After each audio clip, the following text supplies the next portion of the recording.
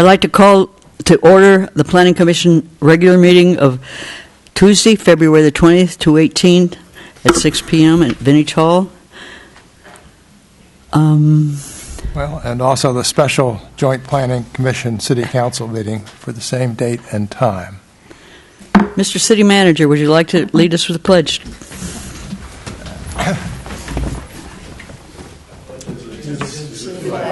Of the United States of America, and to the republic for which it stands, one nation, under God, indivisible, with liberty and justice for all.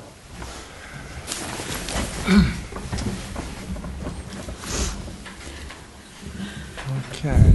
Roll call, please.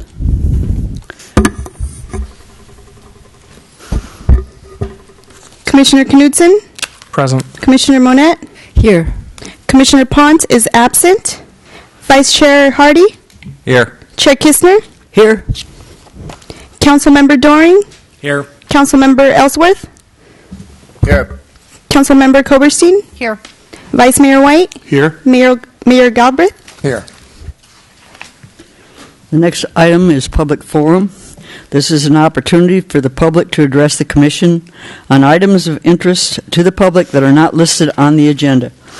Because of restrictions imposed by the Brown Act, the Commission may not engage in discussion nor take action on matters not described on this agenda.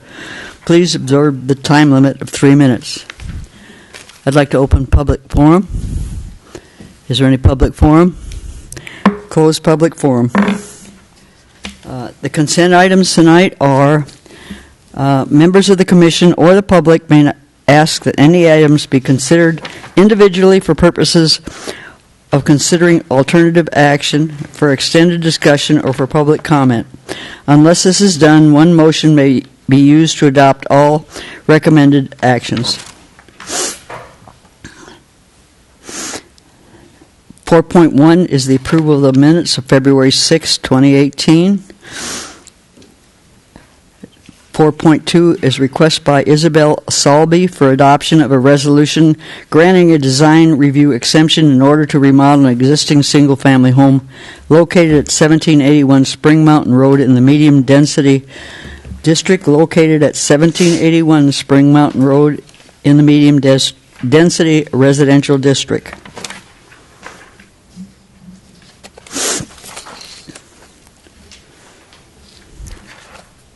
Do I have a motion to approve the consent calendar? So moved. Second. Roll call, please.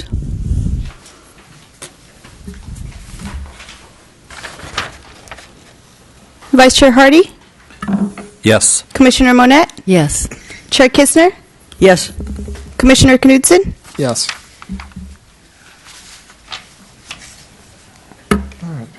The next item is public hearings, and I'm going to ask the Commission to vote to change the time order of the agenda that will move 6.2 and the joint meeting with the City Council to the next item, and we will continue the Planning Commission items after sport. Do I have a motion? So moved. Second. Roll call, please. Commissioner Monette? Yes. Chair Kistner? Yes. Vice Chair Hardy? Yes. Commissioner Knudsen? Yes. Thank you. Good point. Okay. All right, so I guess we want to go to item 8.1. 6.2. 8.2, excuse me. 6.2. 6.2. 6.2, excuse me. Can't read tonight. Okay. Good evening, members of the Planning Commission and City Council. I'm Mark Prestwich, your City Manager. And tonight, if you've had an opportunity to look at your email this afternoon, you will note a number of public comments related to a request to postpone discussion on this item relating to notice. The City Council endeavors to notice our agendas 10 days in advance of meetings. The past practice of the Planning Commission has been to notice these, to issue the agenda on Thursday afternoons as this particular agenda was last week. And so just to acknowledge those timing dates and the requests, For your consideration tonight, you have an opportunity to continue the item to a date down the road to provide additional notice if you would like. Alternatively, you could hold a discussion tonight on the entire item and provide direction to staff. Or alternatively, you could have a discussion tonight and postpone direction to staff, possibly bifurcating the item in a way where the Planning Commission would make a recommendation at their next meeting, and then the council would receive that recommendation and act on it and provide the direction that eventually we're seeking from the council regarding moving forward on the general plan. This is a plan that I know the community is interested in moving forward on. It's been in the works for a long time. And so with that, I just wanted to offer those alternatives at the beginning before you started this discussion. As chair of the Planning Commission, I would like to continue.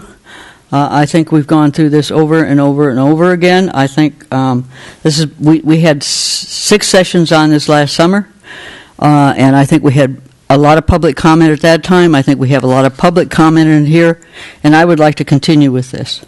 You don't mean to continue it. You mean to continue tonight. To continue tonight, I do, Bobby. Thank you. Yeah. Well, I'm obviously concerned about the notice issue. We did get a number of emails. I rather like the third option that the city manager presented to us, and that is that we take advantage of this evening. We hear people out, and we have a discussion, and then it goes back to the Planning Commission, which makes specific recommendations back to the City Council, and that would afford those that are not here an opportunity to be heard. But again, I also acknowledge that going down the road, there's going to be plenty of further opportunities to be heard in any event. So that's just an inclination. If that appeals, it appeals. If it doesn't, it doesn't.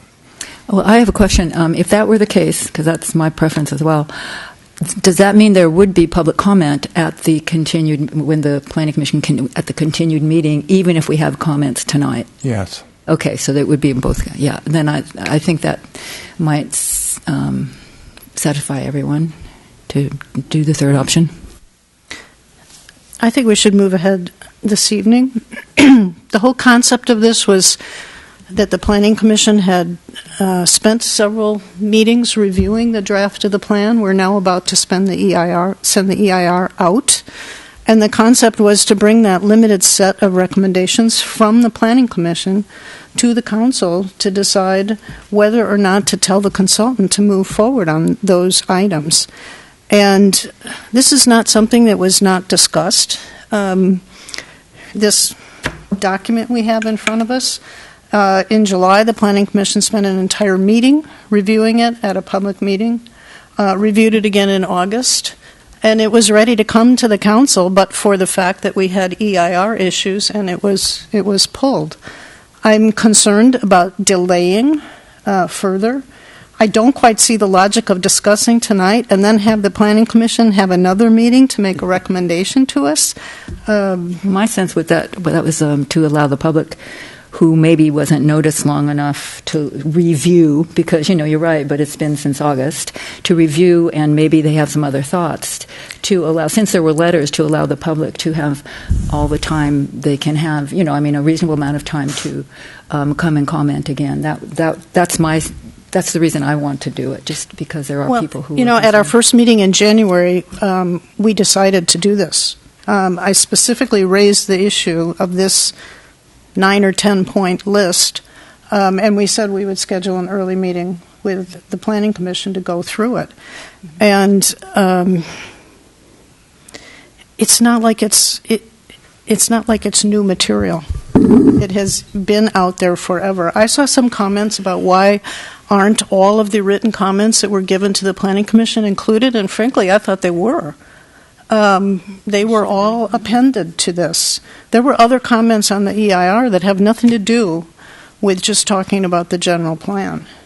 And what this is this is a synthesis of the Planning Commission's work after listening to all the public comment, after reviewing all the written comments. And, people may reiterate what they said before, but what's on the table has already been out there for discussion several times. Okay. Can I ask a question? If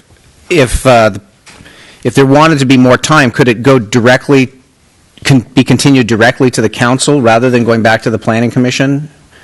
So that it didn't have to take 2 steps? It could just be continued till the next meeting to make the decision? Councilman Ellsworth, I think that's what we would like to see. I would like to see as chair of the commission. I would like to see what we came up with last summer go tonight, and I think that the comments we made then should be going to the council for approval, and that's what I'm asking for. But that's not, the council wouldn't be making that approval tonight. That depends on what the council wants to do. I can't speak for the council. I can only speak for myself and as chair of the Planning Commission. I guess the clarification I was trying to make was that, is there a way that this doesn't have to go back to the Planning Commission? It can just stay at the council level, even if it happens tonight, or continue to the next meeting? Sure. Mr. Hausch, can you answer that? I do have a presentation that will talk about kind of some of the next steps and anticipated process. So absolutely, staff can do whatever's at the direction of the council. However, some of the materials in the presentation might add to the conversation regarding the timing and the discussion. Okay. Yeah, I'd suggest we go through the memorandum, and then we can figure out what we're ready to do. You know, if we have consensus on the items that are in here, we decide if we're going to vote tonight or if we're going to schedule this for the next council meeting or the one after that. How many letters were there? Staff received 13 letters total. I think after the agenda was posted, you all have copies of them either forwarded or on the dais. I believe 12 of the 13 requested some form of a continuance or more time. One letter requested full action on the process. Well, 12 was a lot. Any further comment, Vice Mayor? If the Planning Commission doesn't want to see it come back to them, I think we should have a discussion tonight and then just take it up at the City Council meeting to give the public a chance to weigh in on it. I think tonight we're just looking at the memorandum, kind of coming up with some kind of consensus, and we can have a livelier discussion at our City Council meeting. That sounds good. So,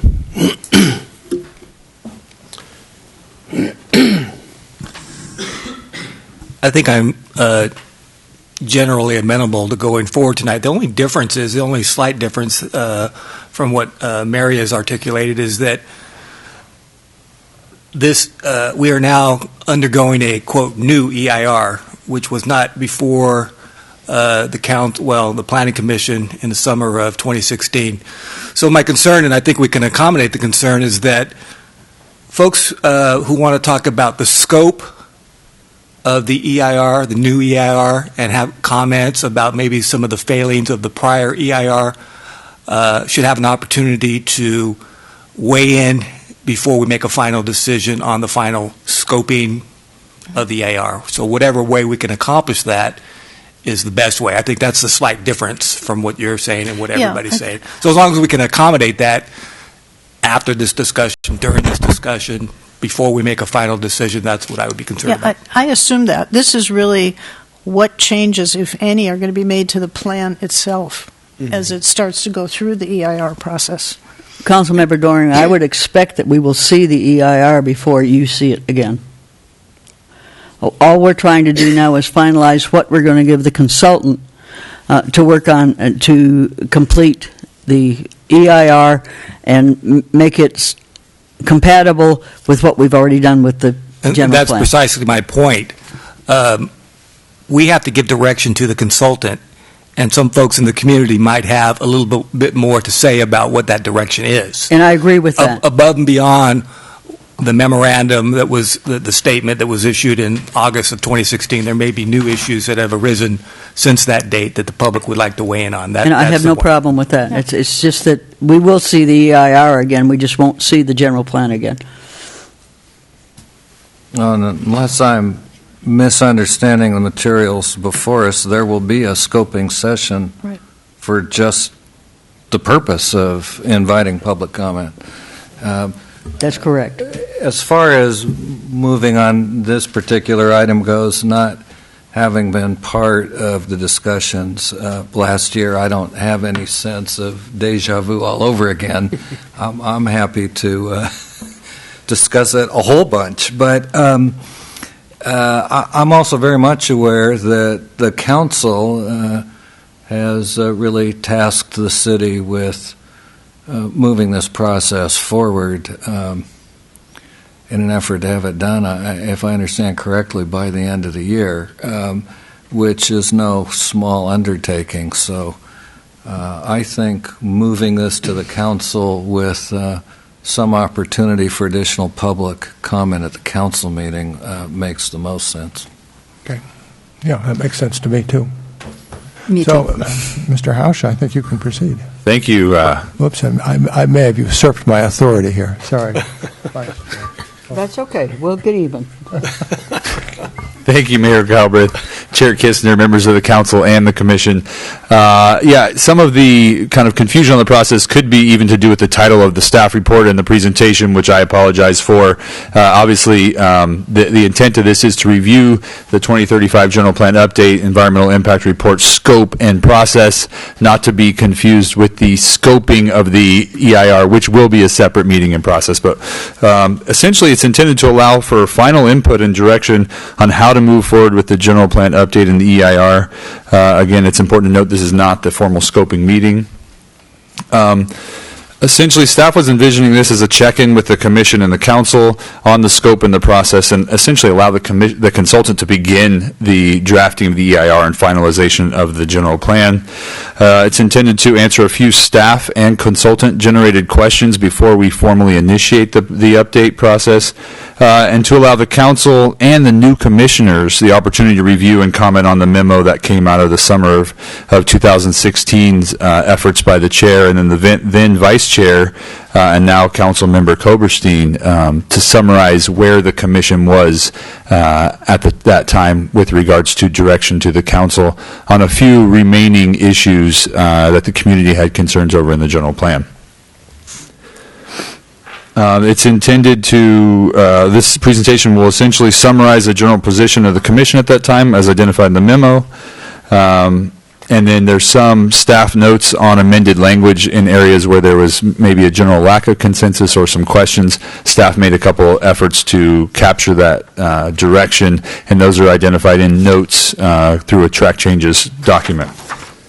Staff is considering the formal EIR scoping meeting to be held in late March or early April. We're happy to take input on the dates and times of that meeting. The consultants are here. Catherine Pan and Andrew Hill of Dayton Bhatia will be assisting in the presentation a little bit later. So just there's some background in the staff report. I don't want to get into this too much, but obviously the general plan update began in 2007. The EIR started shortly after that. It's gone through significant iterations and drafts since. In the summer of 2016, the previous consultant and city staff held 6 study sessions with the commission to address the few remaining and outstanding issues for the general plan specifically. The results of these sessions were then summarized into the reference memo, and the intent was that they were to be presented to the city council for input.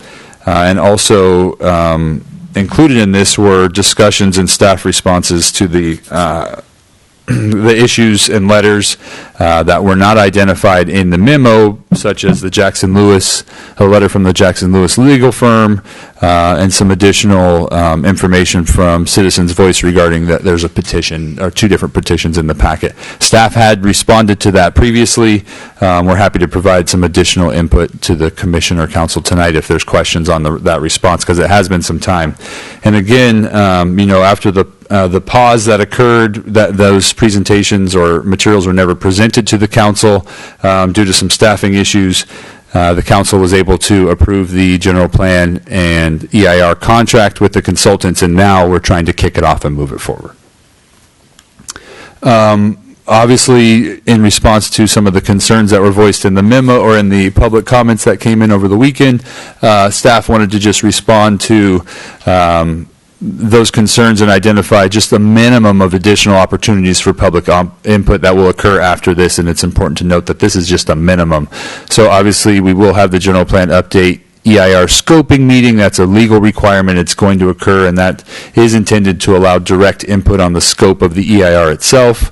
The consultants have within their budget and timeline at least one study session with the Planning Commission and one study session with the City Council on issues or topics that may arise as they finalize these documents. There is a state legally required 45-day public review and comment period on the EIR once it goes public. And then at a minimum, the Planning Commission will have to hold one public hearing and the City Council will have to hold one public hearing on the topic. So that's 6 additional formal opportunities in addition to tonight for public input. So staff just wanted to identify that for everyone involved. There's further opportunities should the commission or council request additional study sessions or the decision take more than one public hearing at each body. Just a brief summary of what the outstanding issues are.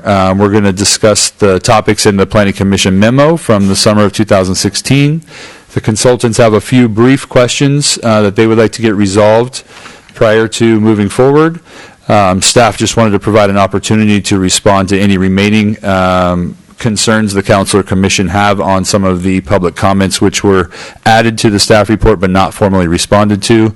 And then also there is a couple maps of potential areas for expanded planning outside the city, and staff is seeking some direction from the council and the commission on the scope of those before the consultants really begin the process of analyzing those.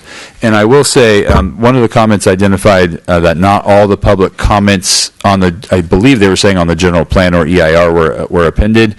That is accurate. Given the number of, the multi-year process, significant amount of time, I'm not able to ensure that every comment received on the general plan or EIR is even in possession of staff. I apologize, but I just can't confirm that as the director, given the significant amount of time that's occurred over this process. However, all comments that came in specific to those topics discussed during the summer of 2016 were added as attachments to this. That's the most recent effort to finalize the document, the most recent effort to allow input for the EIR, and so those are the comments that staff did attach. Will those comments be added to the new EIR? Will they be incorporated, the prior comments? So staff has a document that identifies all the prior comment, well, I shouldn't say all, a number of prior comments on the EIR, and those will be provided to the consultants in order to respond to those prior to the document being drafted and issued. If similar comments or new comments are received, those will be responded to within the formal response to comments. Staff was not intending that those prior comments on the prior document be responded to directly.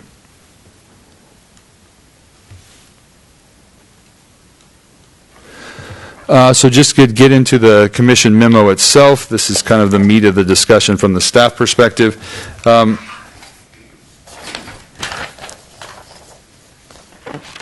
There is kind of some low-hanging fruit here that I think we can all agree on and hopefully kind of clear the table of the discussion.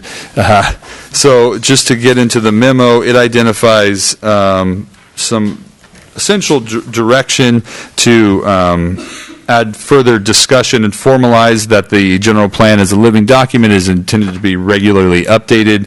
This is Chapter 1 introduction to the July 19th memo that's included in your staff report, page 98. This is essentially identifying what the state law allows. Staff definitely is supportive of this. I think it's a good idea to kind of further identify that this is a process that the city goes through regularly, and they can be initiated by staff or the council or applicants depending on the need as it arises. So staff is 100% supportive of that language, and the commission was at that time. I'm assuming the council would be supportive of adding this language identified as Chapter 1 here on page 98 of 211. Staff can wait till the end of the presentation to get confirmation of that, but Would you like confirmation now? confirmation now is easier to go through one by one. All right. Is there any objection to staff recommendation? There is none. You can go to item 2, which seems to be moot.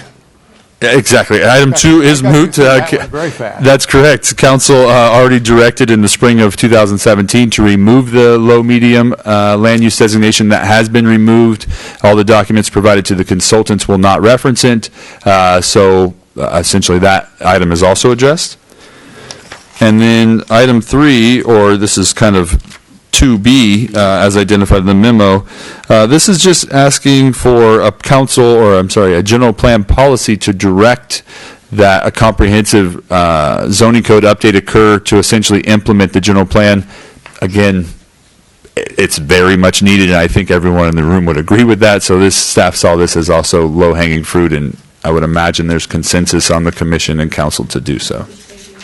This is 99 of 211, and it's 2B. At the bottom, page 99.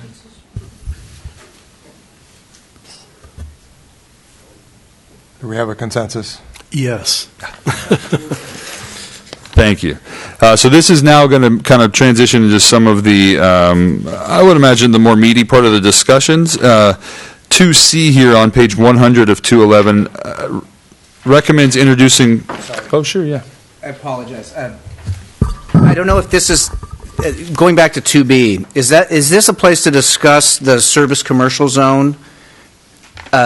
What we're saying here is that once the general plan is implemented, within 3 months, we'll discuss all the zoning. That's correct. Okay, so including such things as the service commercial zone. Okay.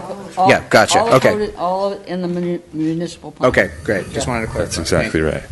And so getting onto 2C, it's a little bit more kind of specific direction. So it recommends that a goal be added to section 2.4 and identifies this goal in specific language. It's basically just a small modification to include and tourism into the existing language.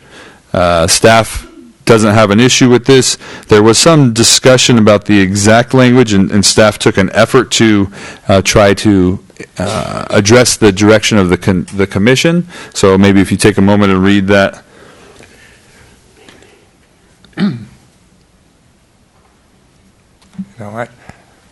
My reaction to it is, how do you manage tourism?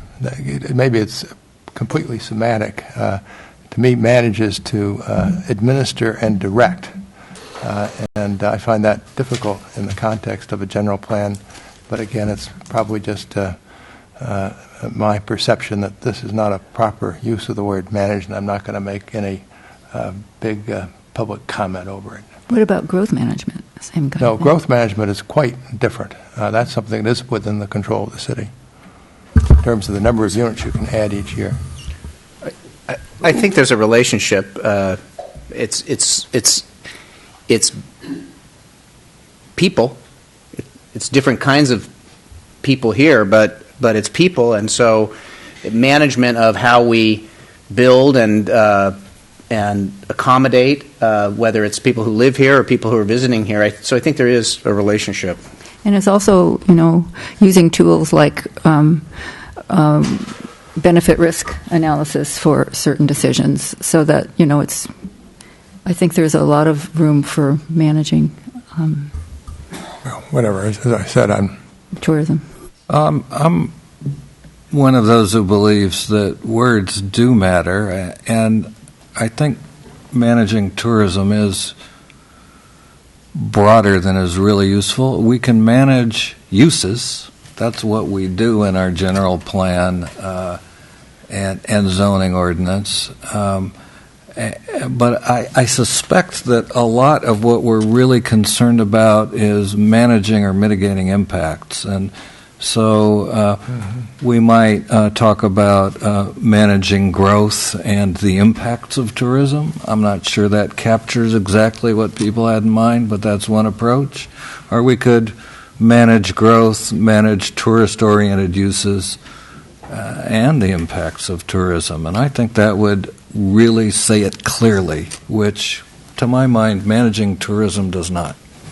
You mean add more language? Because I think there's the idea of working with other cities and looking at the entire issue as a regional one rather than just St. Helena, and I don't know if that language could be built in too, but I think that's another way that we could begin to address the whole issue if we had the will to do that.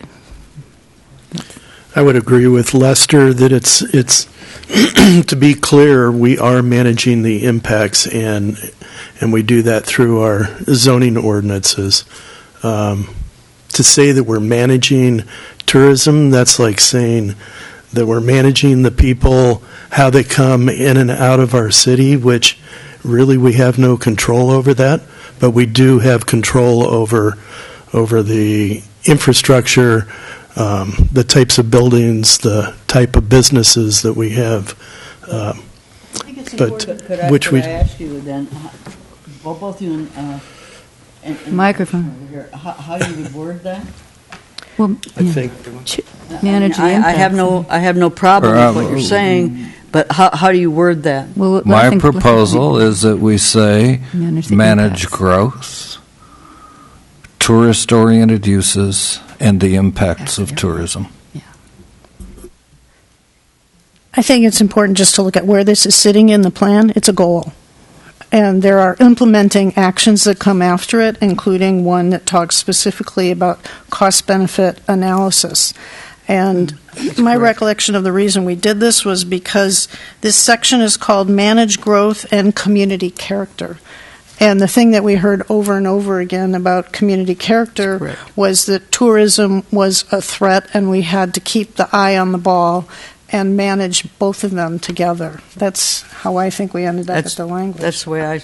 But I don't have any problem with saying the impacts of growth. I mean, that makes sense, and it's more Impacts of tourism. Yeah, you mean? the impacts. And I of think we have that tourism. later in this, But if I remember correctly. But in the first statement, I mean, I agree with Lester that the language is important, and it might be important to have it there.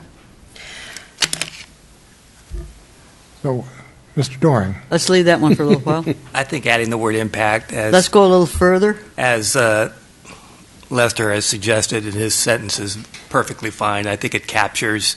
It is a little confusing to say managing tourism. Some people will think that that's something different than what we intend it to be. When you throw in the word impact, we know what that is. All right, so I think there's a consensus to go with the language that You've got that one? Mr. Hardy has recommended. I have it drafted, thank you. Excellent. So then there's a discussion of wineries, and essentially this is 2D, also on page 100, and it essentially just gets to, I think, what Councilmember Ellsworth was talking about with regards to essentially looking at the elements of wineries that are allowed in each zoning district. It just directs us to do that as a part of the comprehensive zoning ordinance update. Pretty straightforward, just basically look at wineries in each zone and what we want to allow for each elements of winery use And I in believe specific that's on zoning our list of districts. things to do. That's correct. Is there a general consensus with respect to D? yes. Okay. So then the E is identified as a placeholder for incorporating Our Town St. Helena land use comments, and there's 2 letters from Our Town St. Helena, and I would refer you to page 116 of 211 as the first letter. Their second letter was wholly written to address the low-medium land use designation, so staff is going to leave that because it's already been addressed. Our Town St. Helena identified several instances where they were concerned essentially that language in the general plan that directs maintenance of existing sites that are planted in grapevines or used for agricultural uses but might be zoned for other uses. They're concerned over how that policy direction will be taken if something came in to implement the zoning, but it was planted in grapes or used for other agricultural purposes. So the recommendation from the commission was that the council consider these comments and recommendations on the language. Is just the council supposed to be talking now, or are we talking too? It's a joint meeting. Yeah. Okay, all right. All right, so what we're supposed to be focused on are the specific recommendations on page 116. Yes, and That's correct. and just so the council commission understands, if there's just a general support for these types of things to be addressed, we don't have to get into the wordsmithing here. You can give direction to staff, and staff will bring that back. But you'll see they basically add language that add qualifiers to if a site is zoned residential, for example, but planted in grapevines, don't allow the fact that it's used for ag to preclude development for residential uses. Well, I don't agree with LU 5.3. I think that should. I don't think we should be tearing out any vines for. I don't think we should take protection away from vineyards that are already planted, even if it's not zoned agriculture. But so just to make a distinction, LU 5.3 is identifying properties that are designated as ag currently, but then you say or used is what they're recommending to come out. I know it. I would like to see that stay in, because if it's actually being planted and it's putting oxygen in the air and it's keeping land in agricultural use, I think that's important to the character of our town. My difficulty with this is that some of these sites, as I recall it, and correct me if I'm wrong, are opportunity sites in our housing correct. element. Mm-hmm. That being so, it's inconsistent. This language is inconsistent with our housing element, and therefore it must come out, because we cannot have language inconsistent with the housing element in our general plan. The housing element is approved by the state, and we can't put ourselves in a position where we have other language that negates what's in the state-approved housing element. Well, we can change our housing element too, and I think it's really important not to tear up. I agree with the mayor. I think you also have to recognize what we're talking about here is development within inside the urban line. Mm-hmm. Yes, exactly right. And that's where we are meant to grow. Right. And so, who knows? If somebody who has land planted in vines may never decide to develop it, but if it's not designated ag, it's potentially available for development. Right. Well, if these weren't opportunity sites, would that make a difference in your thinking? If they were simply land within the urban limit line that were not designated as ag, but were planted in vineyards, but they weren't opportunity sites? It doesn't make a difference to me, and I'd like to explain why. It does not. Okay. To me, this looks effectively as though with two words, one has accomplished both a change in general plan land use designation and a zoning change, except you haven't openly done either.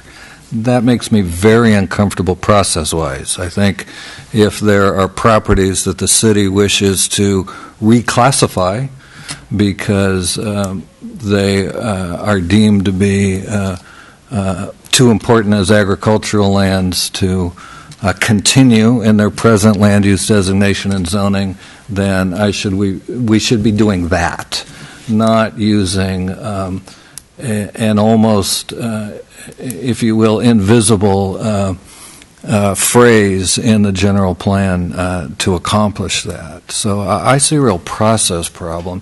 The other thing I see potential for is a lot of confusion wherever we have properties already developed to residential use in our residential zoning that have vineyard on them. I think this is a path to unnecessary and undesirable conflict. David, you had a comment? Similar to Lester's. You can't unilaterally, I think, sort of through the back door down zone. It's not actually fair to the property owners. What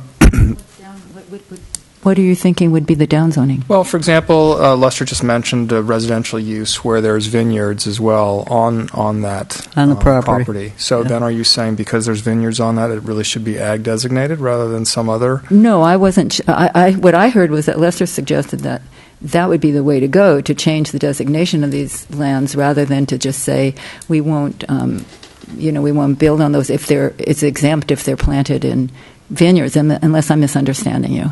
But no, that's correct. I'm saying let's get rid of the or used language as recommended by our town St. Helena, and if in the course of the general plan update the city finds there are properties that are inappropriately designated and that should be preserved for agriculture, then you do that directly, openly, and with plenty of discussion. That makes sense to me, and it's not a takeaway. It's not downzoning to go from residential to ag in this county. So it's not a downzone. Well, It Depends is on who within- owns the It is. property. It is within the city limits. by for all sure. generally accepted definitions, agree but with it. downzoning is something the city can do. Oh. I just don't think it should do it sotto voce. Or, as I put it, backdoor. Don't do it in the backdoor method. I like introducing a little Latin in here. Huh? One of the Peter? things, You got some Latin for us? No. one of the things we'll be working on this year is the housing strategy. And I think as this is going forward and being looked at through the EIR, we'll be working on this housing strategy, and there may be some crossover discussion as we get towards the end point. That I think the discussion continues about how this is all lays out. Well, it sounds to me like we have a consensus in support of Lester's articulation here. Does So that- help you through the rest of it? It definitely does. As I say, that comment is specific to LU 5.3, but it seems like the general consensus or direction is to look at all of these policy areas where it may essentially identify the fact that there's agricultural uses on a site that may not be zoned ag, and eliminate any language which might preclude it for that fact developing in the way that it's zoned. Right. But is that Correct. does that mean that there's consensus that those two words be taken out? Yes. Yes. Okay. Wasn't sure.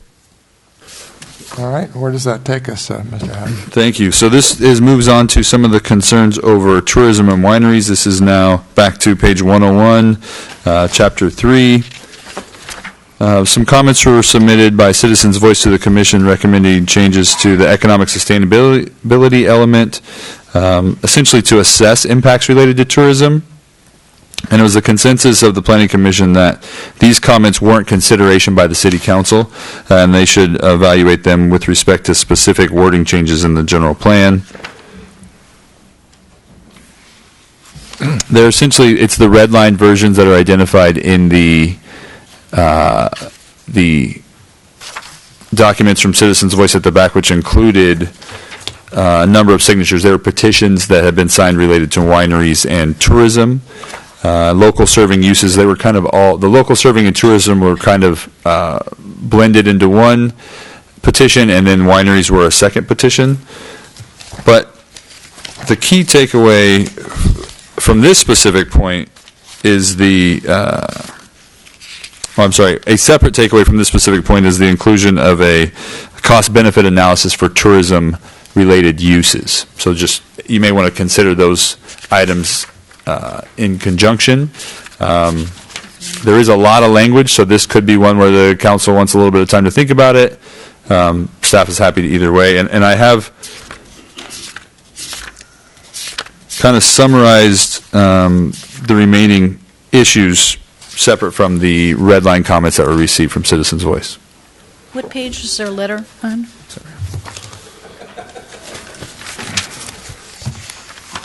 So the tourism one starts on 150 of 211. The letter from their attorneys? Oh, no, I'm sorry, not the letter, no. That's the actual language itself, starts on 150. But I thought what we were doing was forwarding the letter. There was like a 3 or 4 page letter from their attorneys. I'm sorry.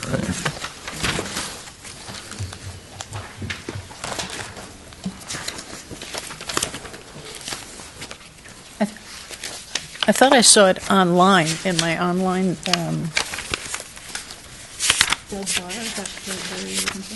No, it was a letter. It was about a 2 or 3 page letter. Yeah.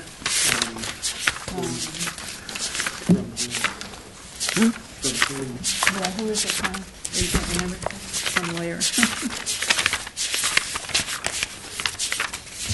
it the one with signatures? Yeah, I'm sorry. There is a letter 180 of 211 from Shute, Mahaley, and Weinberg. And thank you for the clarification. Right. Yeah. Thanks. That's right. What were you saying about that? Well, my reaction to this is that these sections received an awful lot of attention back in 2007, 2010. I think they were probably further considered by the City Council during the mayorship of Mayor Navarro. And it just strikes me that we are where we are, generally speaking, and we should leave it that way. And if there's strong support for a general plan amendment a year or two from now after this is approved, so be it. But I would not, unless there's a very persuasive argument, I would not seek to spend a lot of time trying to move this around at this point in time. I agree. I support the specific comment about the cost-benefit analysis. And so do I. We are, we have a 3-year goal about economic sustainability, which includes looking at the downtown and looking at business generally. And so I agree with you. I think we should leave the general language in the plan as it is. And then there may be an amendment once we finish with the other. I'm just curious about this cost-benefit analysis in the sense that if you have a large project, what would be in the cost-benefit analysis that wouldn't show up one way or the other in the project analysis in the EIR? Financial benefits to the city, for one. I can give an example. And do other cities have language like this in their general plans? One example I can give Yeah. is when a project comes in is analyzing the impacts to our fire department. Yeah, I'm just curious as to whether that analysis isn't part of the project analysis in any event. The way staff was hearing this is there's what's called community impact reports, which are done project specific to look at the overall effects of a project coming into a city. Staff was kind of looking at this cost-benefit language through the lens of that. I haven't prepared a lot of information for the council or the commission to review with that, but that is a very specific thing that is done to review development projects, and it gives a broader perspective separate from just the CEQA impacts and the zoning and general plan impacts of a project or elements of a project. It looks at broader areas that are looked at in a community that are not captured through CEQA. And the example I'll give, because we've talked about this recently, is CEQA is moving away from level of service for traffic. So no longer will LOS analysis or the service levels of intersections be looked at through CEQA. However, traffic engineers really want to know that information, and so that's the type of an impact or an effect that could be studied through these types of analysis that would give a broader picture of the overall effects of the project on the community. That's just a very generic example, but it's one that I think could kind of provide some benefits for how you could look at things. Do communities that have such language in their general plan set some minimum thresholds before you go to this type of analysis? Typically, it is for projects of a certain size or a certain acreage, those types of things. Yeah. So it would include stuff like more cumulative effects and regional effects as well with those? Staff was hearing this as specific to St. Helena. Okay. Because while the regional effects of a project are felt here, we don't have any control over what effects a project may have outside the city limits. Right. I was just thinking in the cost-benefit analysis might look at what is going on in other cities to see if adding something here in this town might be contraindicated. Because that information would be used to inform yeah. the analysis, absolutely. Okay. So, one thing I'll mention about tourism that I think plays into certainly what's happening in the county, and we feel the effects of it, is that over the last decade, the county has altered the definition of the word agriculture, which is, to me, pretty strange, in an ag preserve to change one of the prime words. But what it does is it creates a different kind of tourism or a different kind of business model for tourism so that a winery can now use wine marketing as part of an umbrella of agriculture. And so it creates a more robust bottom line that attracts a lot of outside investment, a lot more outside investment. And so we get a different kind of growth pressure based on a change in what you can do at a winery. And so we see the impacts growing, and we're in the middle of the wine country, the dead center. And so as we look at tourism and what are the costs and what are the benefits, and so a little bit deeper analysis, when we're just presented with the benefits, it all looks great. But I think we need to have some kind of a tool to show the costs. What are the costs, the long-term costs to the community? Well, I think it could touch on things like, I mean, let's talk about a hotel, for instance. We're always talking about them. A specific proposal comes forth. You could talk about what kind of impact is this going to have on our existing hospitality businesses in town. Is it going to cannibalize them? Does it fit right in? Is it an add-on in that case to the community? What kind of impacts does it have in terms of housing or workforce or the kinds of things that, frankly, are not really in the CEQA analysis? Yeah, I accept the concept. I'm just curious as to whether it needs a little more refinement so that it doesn't catch up very small projects with a substantial administrative and cost burden. The idea was, I think, for the developer to pay for it. Yeah, I think that was stated, from the I believe. Was it not? That's correct. It says as funded by the developer. And I'd like to suggest that we will all get the most benefit from this kind of analysis if we start with the general before moving to the specific. I frankly think it would be a mistake to initiate this level of analysis on a project-specific basis. I would really want to see it ideally in connection with the general plan. What are the costs and benefits of the tourist-oriented uses contemplated by the general plan as a whole, and at whatever level of detail that provides. That in of itself, I think, would offer the city some guidance, some sense then of how to scope and when to apply the requirement for project-specific analysis. Absent some definition, it's easy to imagine that this could apply as easily to a 300-square-foot space on Main Street as to a 10-acre project, and I don't really think that's desirable. I'm not sure it's what's intended, but tourist-oriented uses run the whole range. So again, I really think would do best moving from the general to the specific. A couple of other comments, and then I'll be quiet for a bit anyway. The other language here in red on page 102 that caught my attention was the recommendation to have definitions that recognize and support businesses that have a, quote, vested interest in the community. I'm concerned about the vested interest concept simply because it would seem on its face to exclude any and all new businesses. It's easy for existing businesses to have a vested interest. It's pretty hard for something brand new to have any vested interest at all. That's why they're coming forward with an application in the hope that they might possibly get one. So I would certainly like to see that. That's a separate issue from the cost benefit. Right. Understood. I'm just looking at this same part of page 102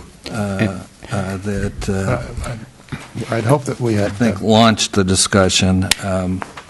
And then I did want to say I disagree with Councilmember Ellsworth's characterization of what's happened with the county definition of agriculture. I don't think it's changed since the last general plan was adopted. The zoning ordinance has changed. In fact, the general plan mandated that the zoning ordinance definition be reconciled with the general plan definition, which in effect is simply what state law requires. That's right. But it was altered in 2008, the definition of agriculture, Yeah. the word agriculture. In the general plan. Yes. The general plan definition was changed with the current general plan. Yes, it was. Lester, I wanted to clarify. I think I heard you say at the end of what you said about the issue on page 101 was that we would do best going from the general to the specific. I think you meant the opposite, didn't you? It would be best going from the specific cost-benefit plans of specific projects to the general plan. No, I think we'll be better off if we start with an overview. I think we're That's what I shooting meant, yeah. from the hip if we do it on a project-by-project basis. I think we really need an overview of That's what I thought. how tourism collectively, and again, I think the general plan EIR is the perfect vehicle for this because that's a study that looks at all of the uses allowed under the general plan. There's an opportunity there to get some kind of overview, flesh out some of the terms, terminology, and concepts that you'll be looking at if you do this on a project-specific basis. Well, that makes sense to me, but I'm just wondering why it has to be one or the other. It seems to me it can be at both levels. Have something specific, have something general in the general plan, and have the option of asking for a cost-benefit analysis when each specific plan comes up for consideration. I don't see how it has to be one or the other. And it's not just tourism. You have to step back, and it speaks in terms of development. You could have a significant residential project developed, maybe some sort of mixed-use project in town, and you have other issues that you want to look at. And what this does, it says you're going to determine the scope based on what the project is. And so the little 300-foot store or whatever in downtown, the answer may simply be, of course we don't need an analysis of that. But if you take a significantly underdeveloped piece of property and you decide to redevelop it, say as residential, this is where something like this could come into play, I think.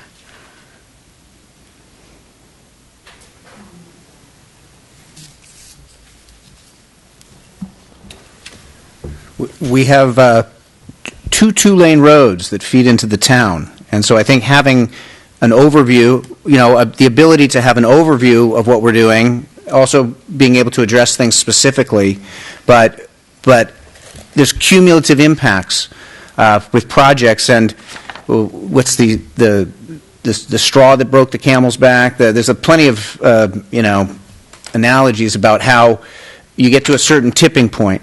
And so I think having some overview and mechanisms to make sure we stay below that threshold, those are important. And I agree to a point, except I also agree with Councilwoman Koberstein that if you're looking at something that's 300 square foot, it certainly would be a waste of time and effort to try and include that with a big analysis, Jeff. But if you're adding 10 300 square foot things, they start to add up. I agree. So I'm just saying, unless it's there is a breaking point that we should look at and that we shouldn't look at. And I don't know if you put that in the general plan or you put that elsewhere. Well, a 300 square foot marijuana distribution building would definitely call for something, a really close look at the impacts. But our zoning ordinance should take care of that, Bobby. All I'm saying is that I don't disagree, but you never know. It depends on what's going into that 300 square feet. I would agree with Lester that there needs to be some kind of overview of this kind of policy to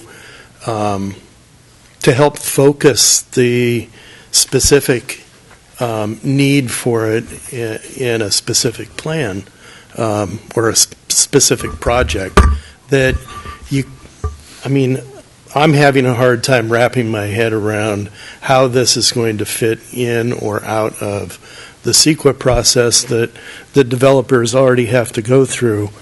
I know you've thought a lot about it, Jeff, but I haven't. So I just think that there needs to be more definition, more thought how this is going to fit into the actual general plan, and then how is it going to be implemented through different policies.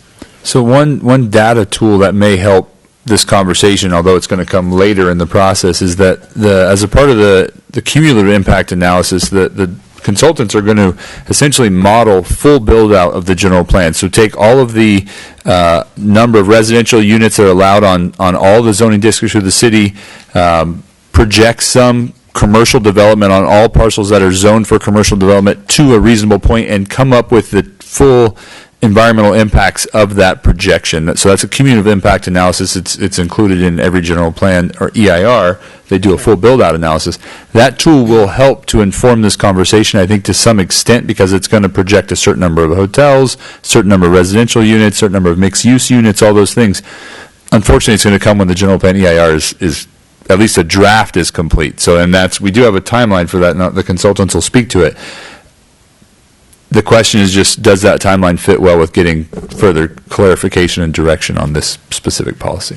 Well, I think that depends on the time it's going to take them to come up with the solutions for this type of project. I mean, if it's going to take us 3 weeks, I don't have a problem with it. If it's going to take us till next November, I have a big problem with it. So I think that's up to the consultant to tell us, not us to try and tell the consultants. Maybe there's a model from another city that's already in play that they might even know that, some kind Jeff. of tool. Yeah. So, because I understand where you're coming from, Peter, that it's pretty vague. So to see if we can come up with something specific that shows how it's worked in some other area. Sure.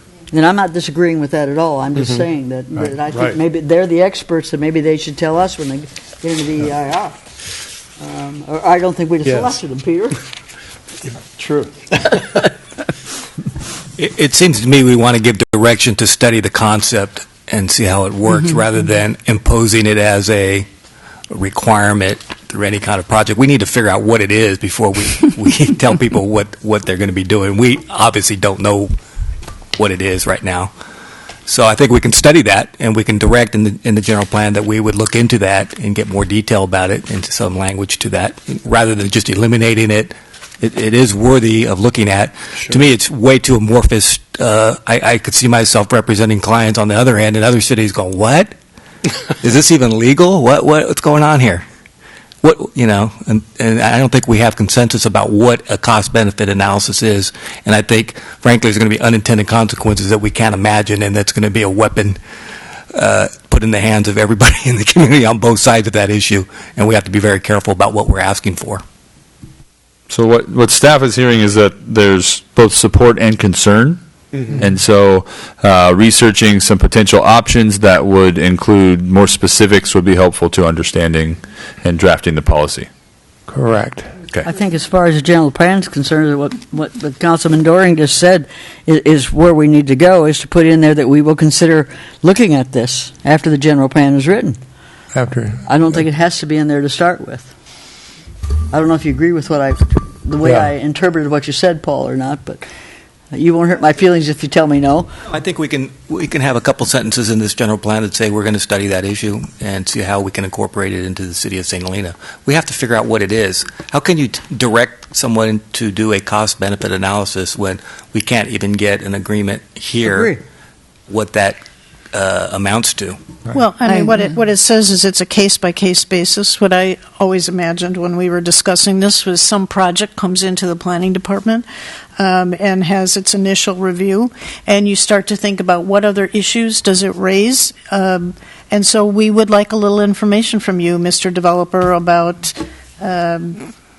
other hotels in town or your workforce. That's fine, but there are due process issues that we're going to be confronting. When you say case-by-case basis, that raises all kinds of legal issues that I don't want to address now. I think the analysis... You're starting to pick and choose who has to go through that process, and I don't think that's healthy for us to do that right now. We need to figure out what it is we want them to go through before we insist on them going through it. Yeah, and is the developer going to be the one doing the analysis? I agree that there should be a couple of sentences in there in the general plan, though, saying... I get you. Yeah. Okay.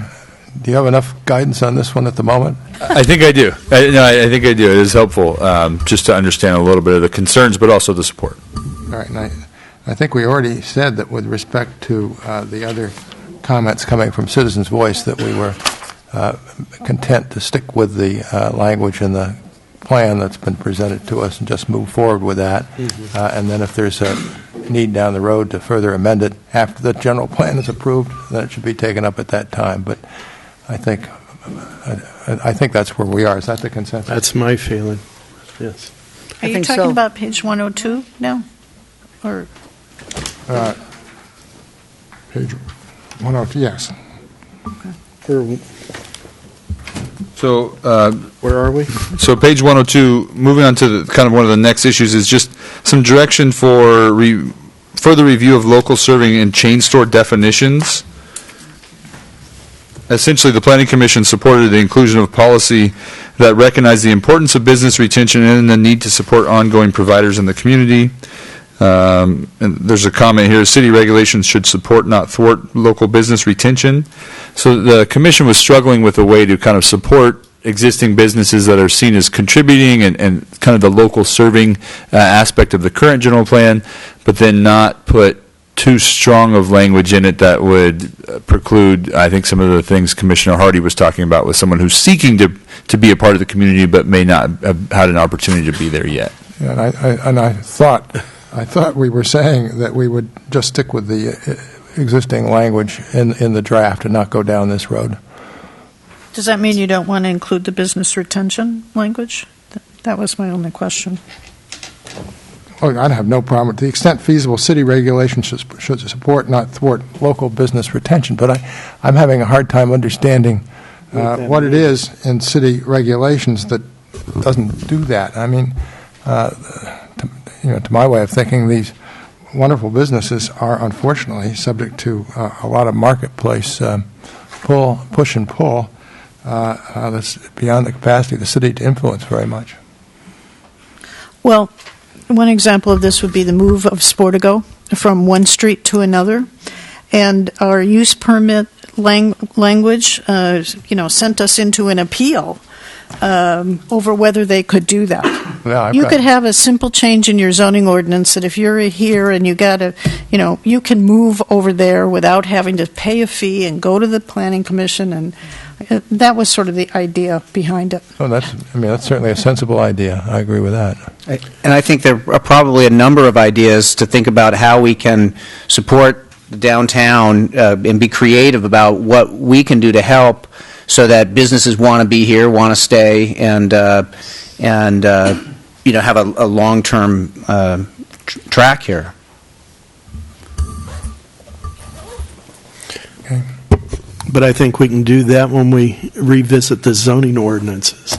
I think the language is already there that we're going to help support our local businesses. But the other language actually, it's just, to me, it's confusing. I mean, when we say that provide distinct community benefit and have demonstrated a vested interest in the community, I don't know how you measure that or how you quantify, and especially for new businesses coming in. I mean, there's no way of doing that. Yeah. So you're really being exclusive. I think that's why it's in pink, because the planning commission could not agree on it. Yeah. It was, Had a heck of a fight and over that. so I think the idea is don't Get go rid there. of that. Yes. Yes. I think that's what we said, Peter. You mean because it's close to We the had a color heck of of a fight blood, or over that. what is it about Good. pink? And just to be clear, staff is looking at this as kind of an initial comment. So while we're seeking consensus, it's more in the general direction and not to identify that this is the final action or definitive finish of this conversation. Obviously, we're going to be reviewing and discussing this document for a number of months. And so for yourselves and the members of the audience, these topics will likely be brought back and discussed slightly once we get this direction clarified and the document finalized in a draft. Okay. I have one clarifying question. So if we remove what's in pink, is that we have other areas where we talk about chain stores, right, and trying to limit chain stores. This is not the only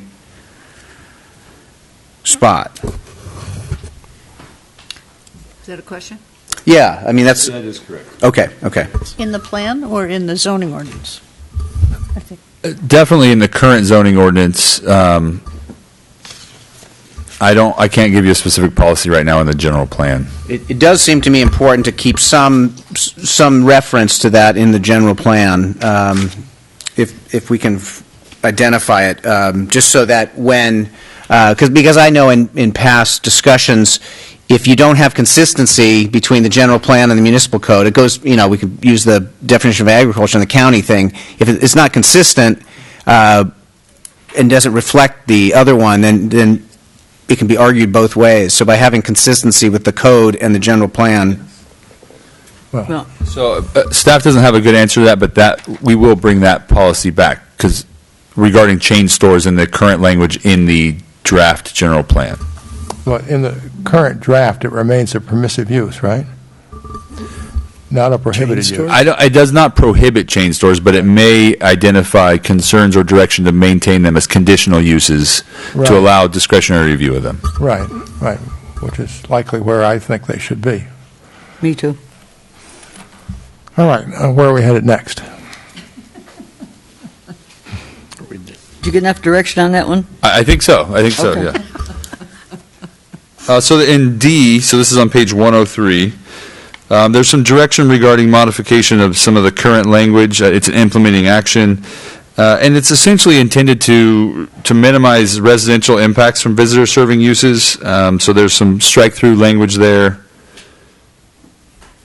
And the commission was supportive of this strike-through. I think the only thing I would add now that we're also launching on a housing effort is we may have a mixed-use district, where this would be appropriate, not just the medium-density residential or the higher-density residential districts. So I don't know if we want to be that specific about which zoning district it can happen in.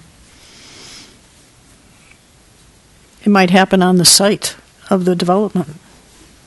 Yeah, you're right. Yeah, I agree with that. It's pretty specific. Precluding.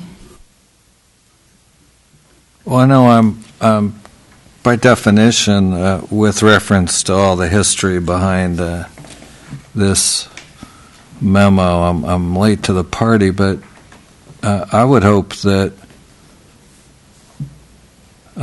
the development incentives to develop affordable and workforce housing would not be limited to visitor-serving businesses. Seems to me we have all kinds of businesses that create jobs and generate the need for housing. I'm not sure why we would be distinguishing one category of business from another.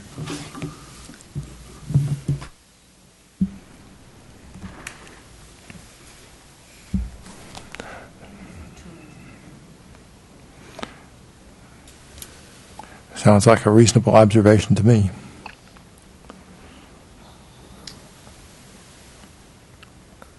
Is it because it's under tourism implementing actions? As I understand, this is what is already in the plan, and the strike-through and the added language was the change. So you're proposing Yes, and another I'm fine with the strike-through. change. I just have Yeah. a question about where this fits into the whole, and again, I'm late to the party, so I think, hoping as for some Commissioner help. Monette pointed out, it's because it's in the tourism implementing actions. Staff would be happy to add a broader housing policy to the general plan, or perhaps that could come out of the housing strategy discussion that the council has initiated. thank you.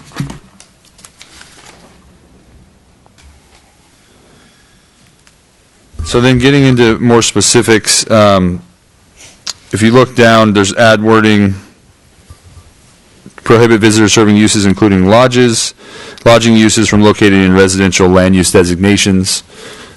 Add language to LU 5.1 that excludes housing opportunity sites. We've already covered that. That had to do with being planted farmland designation.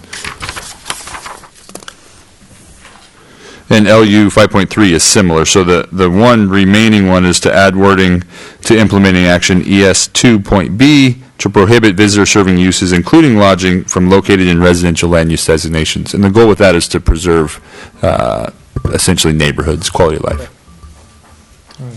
Is there a consensus that that's I think okay? so, absolutely. We all agree. All right. So we open public comment, Alan? That's you. Are we done? No, I think we have to open public comment, and then we want to hear from the consultants. Yeah, so that is the complete review of the commission's memo to go to the council. There is a memo from staff that essentially just summarizes the changes from the 2015 to the 2016 draft, just to basically document them. So that's there. We don't need any discussion. That was just intended to allow everyone to understand what changes have been made, essentially trying to track, right, because this has been going on for so long.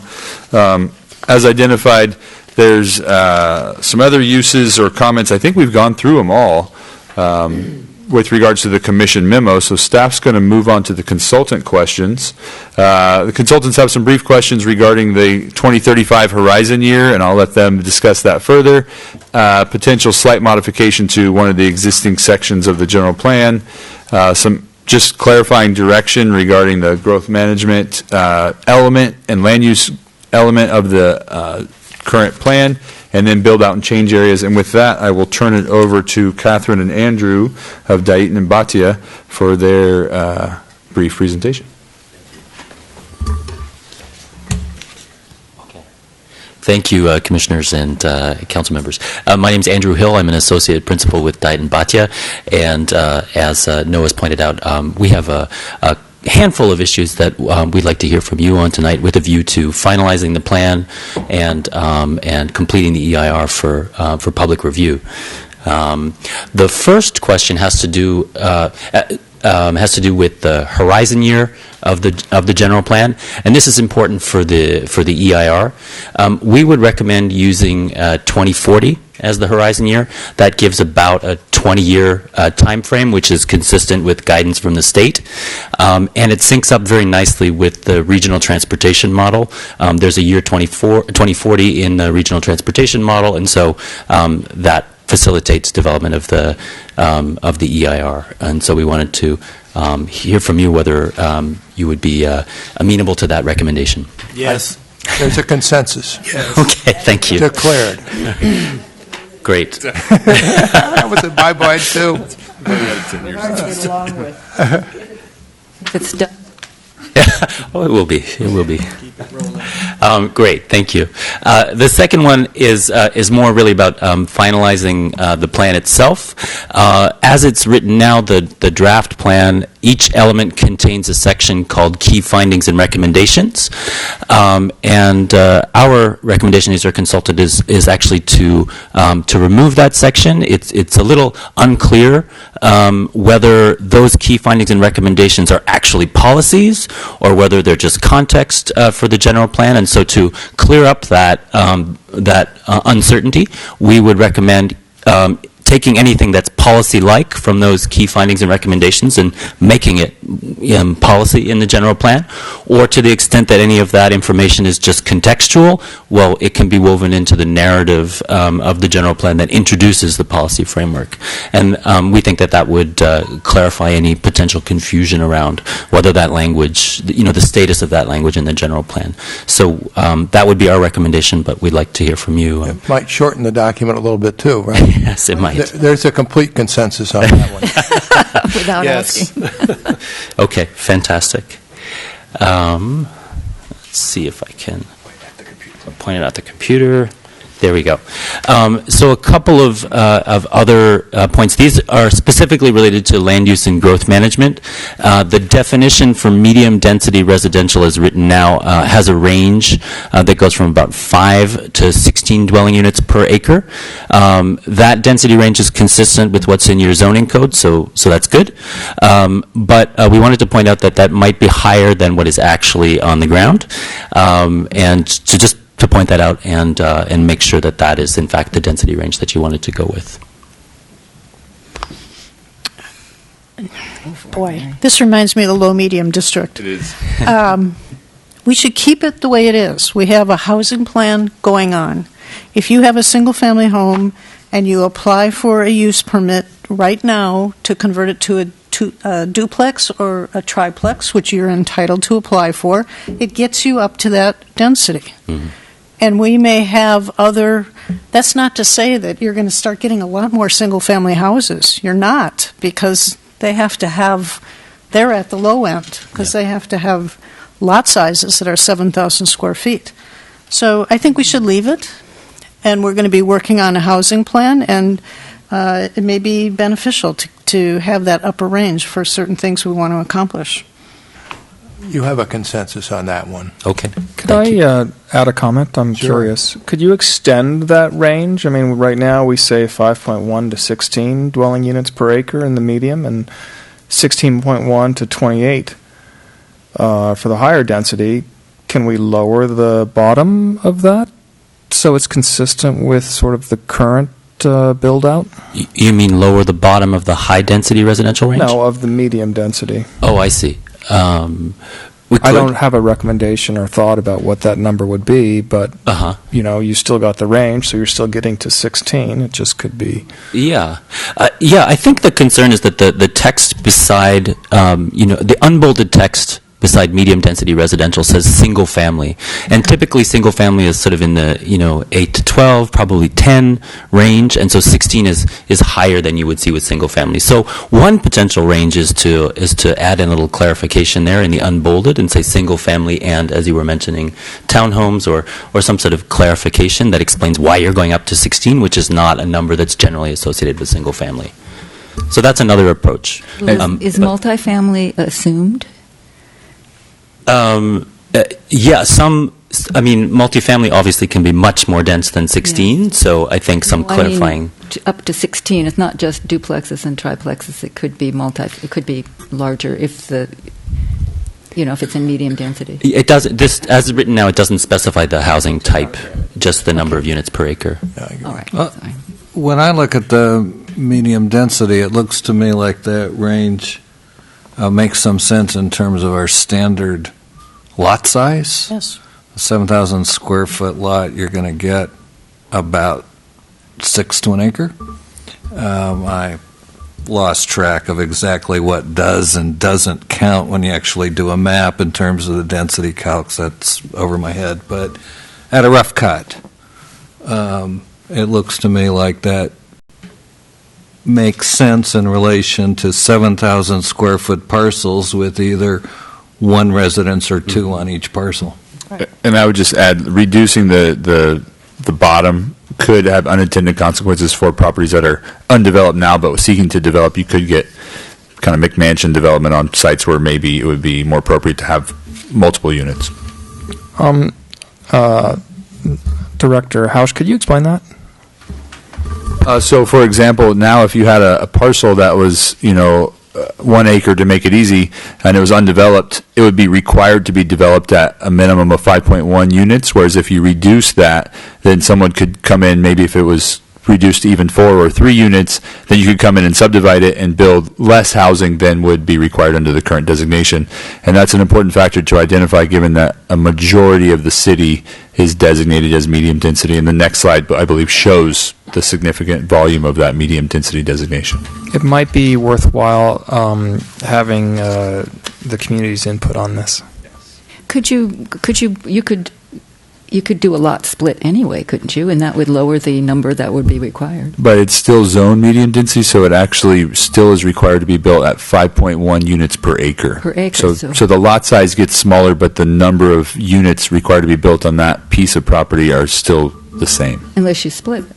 Even if you split it, it's still that the minimum density transfers with that split. Okay. But for a place that's already there, if you use the same footprint, it's just one house, say, on 3/4 of an acre. If you could still do that. You are allowed to, that is allowed in this designation for existing parcels. That's right.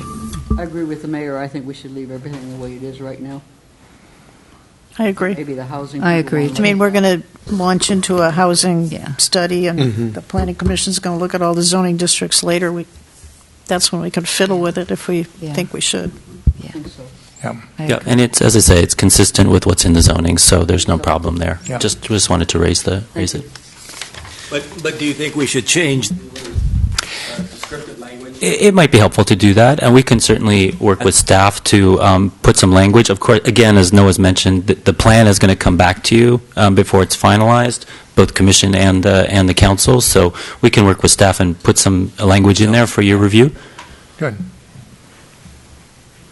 Okay. The next point on this slide has to do with a clarification for the mixed-use designation. Currently, as written, it says in the second column, it references both dwelling units and a maximum FAR. And so it's unclear whether that maximum FAR of 1.0 includes the 20 dwelling units or not. Our recommendation would be to clarify that language to say that the maximum FAR for all uses is 1.0. And so that would be our recommendation. I'm not sure what was behind the 20 units. Maybe the suggestion might have been at the time that the residential portion of the mixed use be only up to 20 units, and so we could clarify the description in that way. But our recommendation would be to include one FAR that addresses all uses. Wow. Isn't that a new unit? Isn't that a new use? Yeah, so the mixed use is a new land use designation in the city, and so this document, this portion of the document is directing the FAR for that new designation. And I think the concern on the consultant's part is, does it apply to the commercial part and the residential? Do we want to separate that out? And it's important to note that mixed use as it's drafted, does not have to be in one structure. So you could have the residential portion separate from the commercial portion in the mixed use designation as it's currently drafted. I'd prefer to take these limitations out of it. I think if we are saying we're going to provide for a mixed-use district, it's up to the next step as we're developing the zoning district, to figure out exactly what it is. 1.0 strikes me as a very low FAR for mixed use if you're really trying to achieve some density. So I wouldn't want to hamstring us now. I'd almost say to be determined, Okay.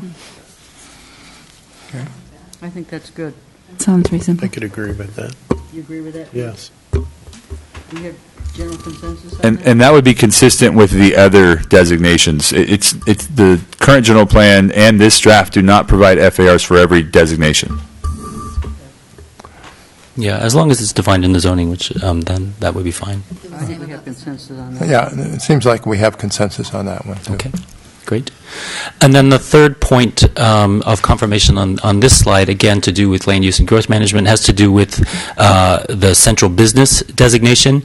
As written, the maximum FAR of 2.0 with off-street parking, or off-site parking rather, we wanted to confirm that in fact off-site parking would be available if this definition goes forward.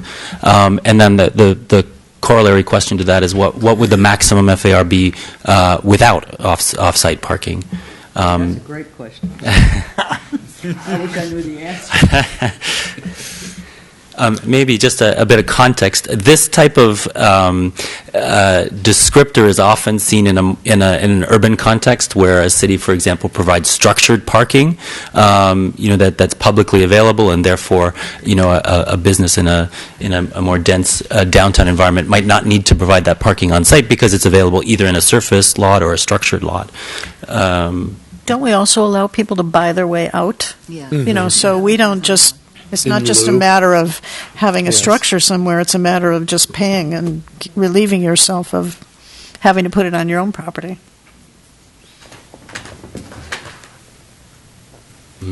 Unfortunately, the money doesn't have to pay for a parking place anywhere else. It just goes into. Well, actually, I think it does. It doesn't. I Does don't think it? the city gets to use it for anything but parking. Right, but Am it I doesn't wrong? have to be No. built. It can accumulate for a long time before they don't have to provide. Well, it has accumulated for a long time, and it's also And no spaces been have the been made necessarily. subject of at least one lawsuit from a very unhappy property owner who thought it was a raw deal, that his money was sitting somewhere doing nothing. So Blame him. it is a complex and problematic subject in our downtown. Yeah, and it's. I would also say this is not something we need to necessarily resolve tonight or very soon in order to move forward with the EIR. It's something that can continue to be discussed as the plan is finalized. Good idea. But just to put it on the table as something that needs a little further consideration. I mean, it could be that you decide to include a policy or an action to look for a site for for public parking in a convenient location, and that the funds collected as part of this in lieu payment could go towards developing that site, towards provision of public parking. That could be one solution to the problem, to the issue.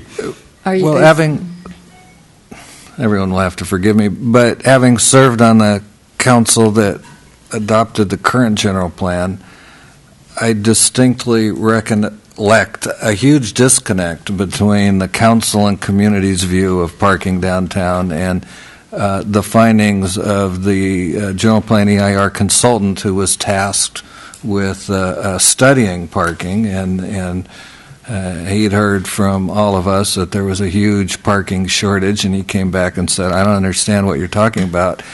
No matter when I come, I can easily find a place to park. I think that may have changed in the last 25 years, but my sense is that the city really hasn't had much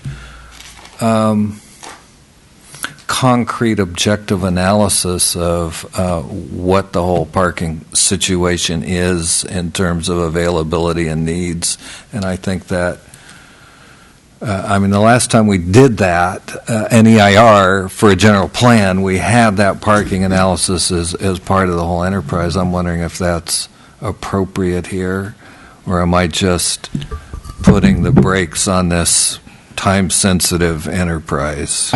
You could shoot me down. I think having that analysis is pretty critical. I mean, if we're looking at this as basically systems engineering, you look at the town from up above, you've got a flow issue, and parking is definitely a part of that. And so having some analysis, I mean, I don't think we should slow the process, but if this can be sort of included in as we move forward, then I think it's a good idea. I think it's an important part of what we're looking at in this town. I'm wondering if Councilmember Coperstein would suggest the same thing with respect to the details on that column as you did on the one before. I have a couple thoughts about it. Sometimes your floor area definition tells you to exclude parking areas, in which case this isn't an issue at all. I don't know if you don't need to look it up right now, but what you're really trying to get at is the maximum FAR, right? Yes. Yeah. Again, and I think it's just clarifying what's written there, because as it's written, it says clearly with off-site parking, and that provokes a bunch of questions that for us seemed unanswered. So we wanted to put them on the table and get some direction. But that is, that's one option, is to strike those words with off-site parking and just say what the maximum FAR is. And then we could address that with the zoning code. Right. That makes sense. Sounds good. Yeah, that makes sense. All right. Okay, thanks. So I'm getting a red light. There we are. One more. Oh, these are these. There. Oops, too far. There we are. And so this is my last question for you all tonight. For the purposes of analyzing the impacts of implementing the plan, we project the build-out, the development and the change that's likely to occur in the horizon, during the planning horizon for the plan, and for that purpose, we quantify the development, talk about the location and the nature of change that's likely and foreseeable. And previously in the process, the 13 sites shown here on the map were identified as sites which were likely to develop or redevelop during the planning horizon.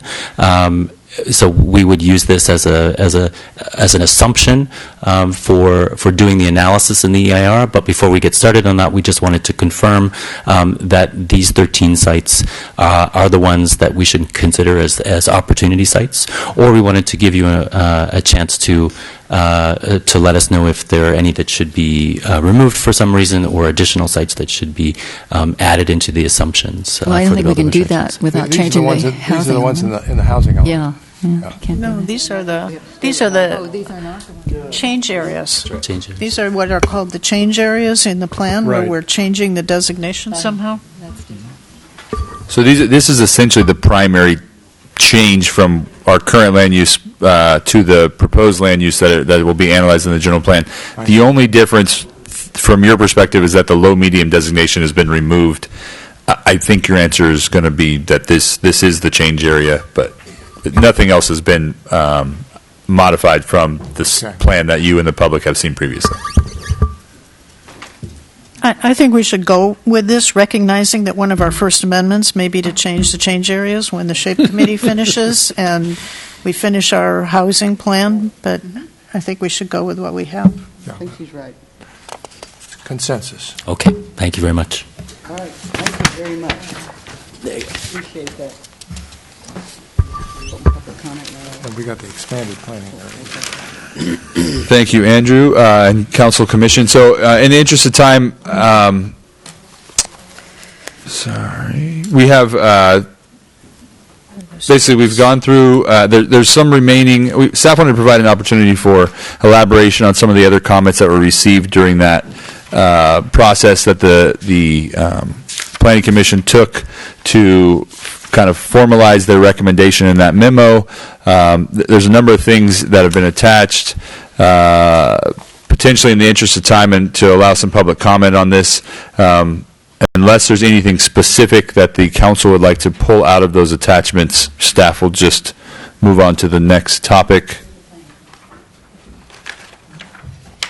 Or the Oh, I'm sorry, or the council or the Planning Commission, and the Planning Commission. Thank you. And The next topic being the planning areas. That's correct. Okay, so we're going to talk about the, okay, sorry. Is there going to be a time for public comment?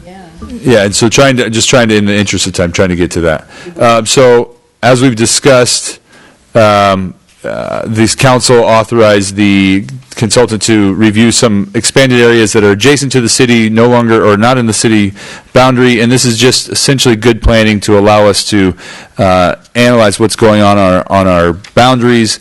Staff picked 3 areas that we are recommending, but we are absolutely open to modifying these.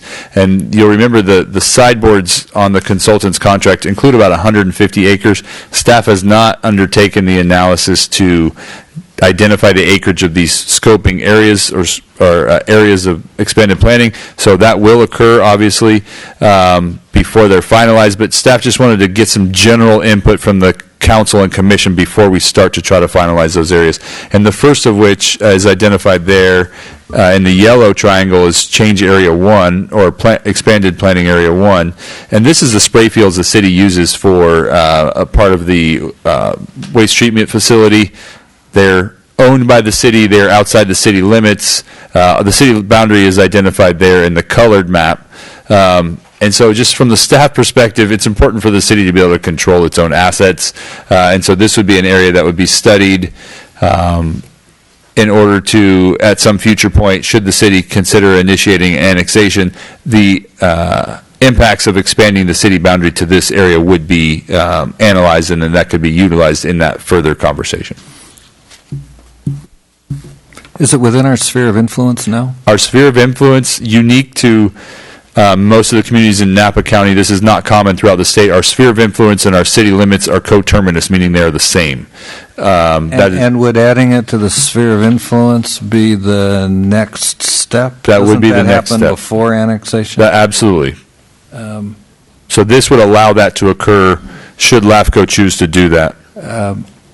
Well, they wouldn't do it just, there's a planning area before you get to a sphere of influence. Isn't there an interim That is process correct. in That Napa is County? correct. Okay. Yeah. So this is to expand the planning area to look at, this is to study these areas to allow the planning area to be expanded, which then could allow the sphere of influence to be expanded, which then could allow a consideration of annexation. This is basically baby steps to look at what's going on the city limits and city boundaries to allow something to occur should it need to many years down the road. 2041. Exactly. I'm certainly in favor of including the spray field area. I'm still mad that the city's previous attempts to annex that area were uniformly and repeatedly rebuffed. And so, unless there's any more comments on Planning Area 1, so Planning Area 2, staff essentially just looked at areas that are developed, commercial and residential areas. Some areas that are currently agricultural are included in this, and it's basically to make sense of the boundary. So some of the conversations that happen with LAFCO is you have to look at a boundary that would make sense. You can't, and other communities have done this, do a broader width and then narrow it down to the width of the street and then broaden it out again. And so you'll see that some of these areas are agricultural, but the goal of this is to get into some of the areas that are more urban in their development, and then also those residential areas down on Zinfandel that are likely served by individual septic systems. And staff has done no research on this, but there is no sewer infrastructure in that area, so they're served by some type of septic system, and those fail eventually. If it's developed at that density, there's limited opportunities to replace those. So this is just to begin the conversation to look at what's occurring in that area. Again, staff's open to modifying this boundary, making any changes, but just wanted to get something in front of the commission and council to think about. What is the southern boundary of that area? That is Zinfandel. Zinfandel? Yeah. So that you're going north of Zinfandel. That's right, north of Zinfandel, essentially along the Highway 29 corridor, but in some areas it's right along 29, on the eastern side, and then captures more of the development on the western side. And all of those are currently water customers of the city. I have not confirmed that they all are, but city does have a significant number of water connections in those areas. That's correct. If I remember correctly. Yeah. Okay. I realize having a map of the water customers would have been very helpful for this presentation, and unfortunately I don't have it. But the direction could be to look at this map in consideration for the existing water customers and further refine it. Oh, the red. Oh, those are existing parcel lines. I'm sorry. So the GIS system uses red to draw the parcel lines. The thicker red is the planning area 2 as staff has drawn it generally. But again, just looking for some general feedback, and we'll further refine it and bring it back. Certainly look at that. Yeah, I'm in favor. I'm in favor. Yeah, I think the whole subject of annexation is fraught, but I think including this as a study area would be very useful to the city because we already have an infrastructure commitment. That's right. I agree. And that was the other thing, is staff's just looking at places where we're providing services currently. Mm-hmm. So then planning area 3 is northeastern of the city. It includes Meadowwood Resort, some of the more dense residential development around Meadowwood, and then also some of the residentially developed parcels directly adjacent to the river. Again, the thought behind that is to address potential environmental impacts down the road should their septics fail or those types of things. I took one look at this and thought about that gerrymandering Gerrymandering, Pennsylvania exactly. district that's been the subject of litigation. I was going to say That was a nice Yes. presentation today, though, Ellen. Yeah, it was. So one idea could be to cut off one portion or the other, and that would also further reduce the size of the area, which would be helpful to meeting the intent of the contract. You mean and then have 4 areas, or just simply eliminate Just one? eliminate a portion of this one. Well, for what it's worth, Madrone Knoll and Meadowwood were originally part of a proposed annexation long before LAFCO existed. And somehow or another, we got the piece that we have on the east side of the trail and not Meadowwood or Madrone Knoll. There's history there. There's contiguity with Big Rock Road, Howell Mountain Extension. It makes a lot of sense to me to include that, but not the area further up the trail.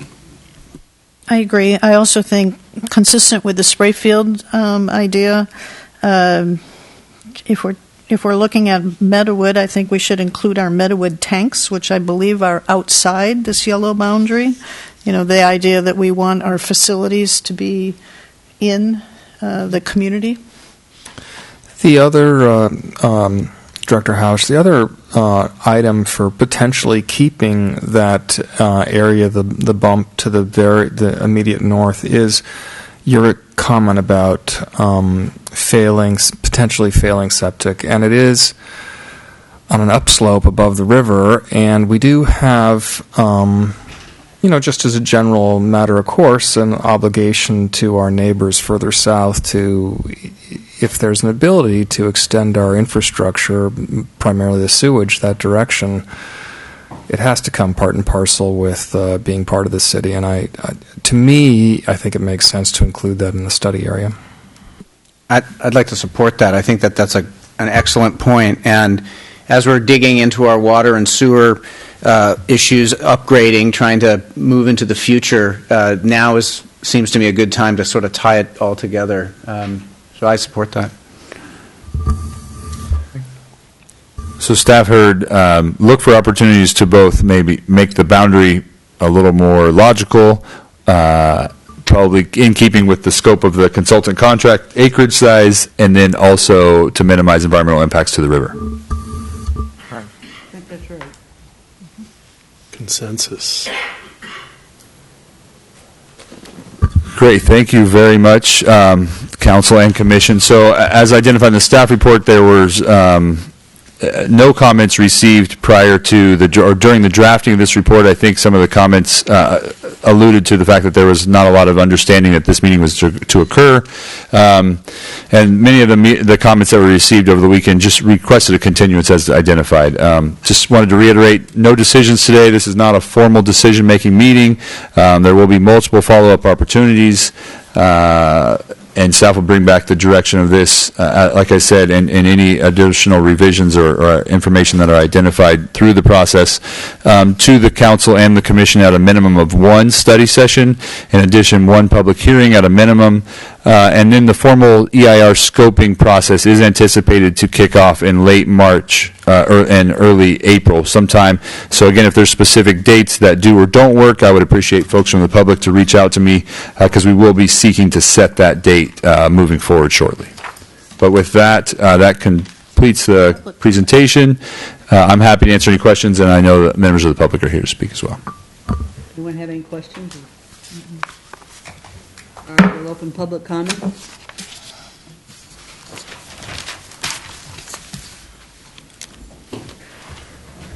Tim Neiman, St. Helena.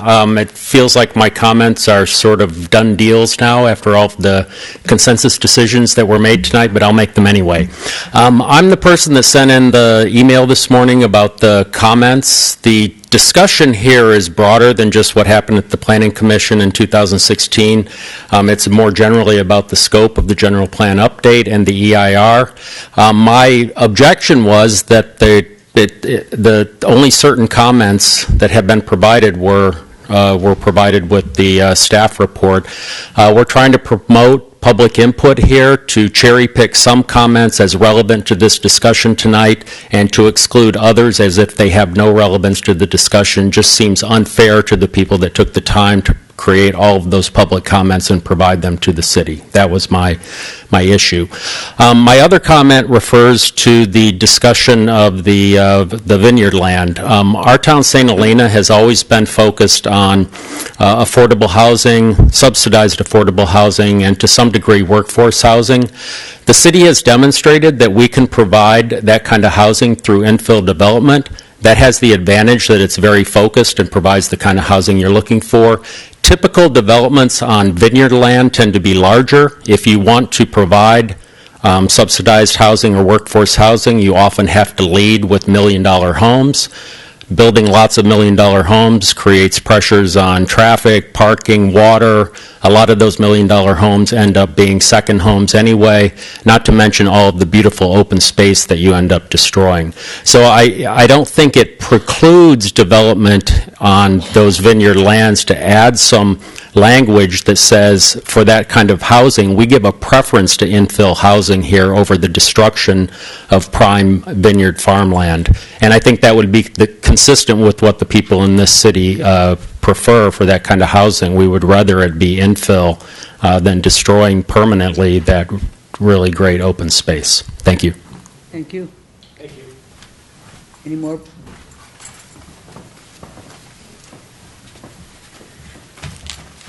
Well, my comments are going to be different than I thought they were going to be, since this meeting ended up being slightly different.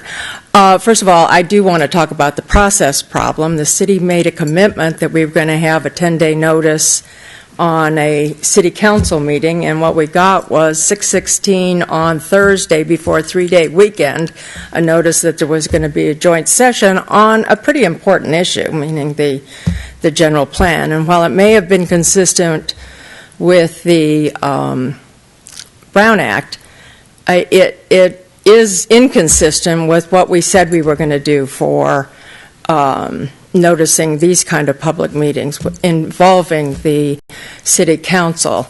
And we've gone through this where the city says it's going to do one thing and does something else, and I'm afraid this kind of adds to diminishing the public trust. And then in addition to that, we change where it is on the agenda, so some people who actually did see it may have missed part of it because they were going to show up later. Secondly, not all the public comments were included. I know for a fact Jackson Lewis, which was written by my husband David, the May 17th letter was included, and that was responded to in public comments many, many, many months ago. The July 23rd, 2017 comments, which were 110 pages and included 2,000 pages worth of documents to support those comments, was not included in this, and it would be hard to miss those since it looked like that.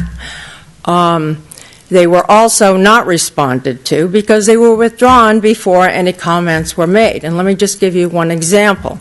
A lot of things that were included in those public comments were the statutory deficiencies in the draft environmental impact report and in the general plan. And there is a state law that says any general plan update after 2009 in a city that has a levee has to include a levee failure diagram, much like we have a dam inundation map if our dam failed. There is no such levee failure map in our general plan. State law requires it. We should want that because we've indemnified the state if there is a levee failure. So the city has a financial interest in this, but we have no levee failure map in our general plan. And there are lots of other things, but none of those are included in our current map, and all those comments were provided previously. And when we get to the scoping, there's lots of other things, but I found this meeting really frustrating because you said no decisions were going to be made, but we took at least 5 consent items tonight without a vote. Thank you. Any more general comments?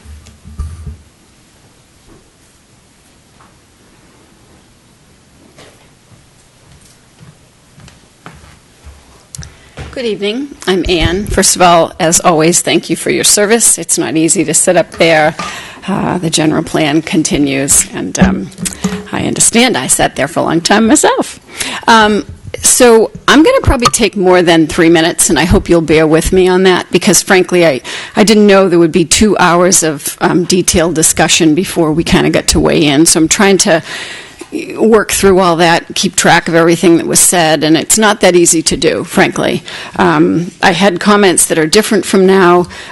This item, I'm reading it, is intended as a discussion between the public, City Council, Planning Commission, and staff and consultant to finalize the direction and scope of this general plan update. But this wasn't really a discussion. I mean, it was for you guys, but it wasn't really for us. So it's late notice for this, Thursday at 6:15 on a holiday weekend. You guys have talked for a long time, so I just hope you can bear with me for a couple of extra minutes as I kind of dig through some of this stuff. I try to always be respectful, but here I go. So I'm not really sure what the point of this was, because if we're going to have another scoping meeting anyway, and a lot of people cannot be here who would like to be here and didn't even know about it, I'm not sure. We seem to be talking about old stuff. We're looking at at least it wasn't you, so. But we're looking at a Planning Commission report written in 2016 by 2 Planning Commissioners, one who's here, but we have a new Planning Commission from 2016, so we're talking about, comments. Well, you're here, but you're here as council. So, we're talking about an old report. It wasn't everyone didn't have consensus from the Planning Commission that stated in here.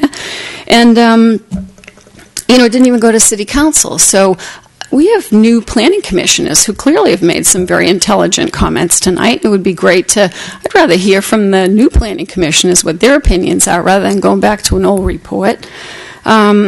We have old comments from 4 people at our town for things, zoning in a neighborhood where no one from that neighborhood is here, changing their zoning, a suggestion of that.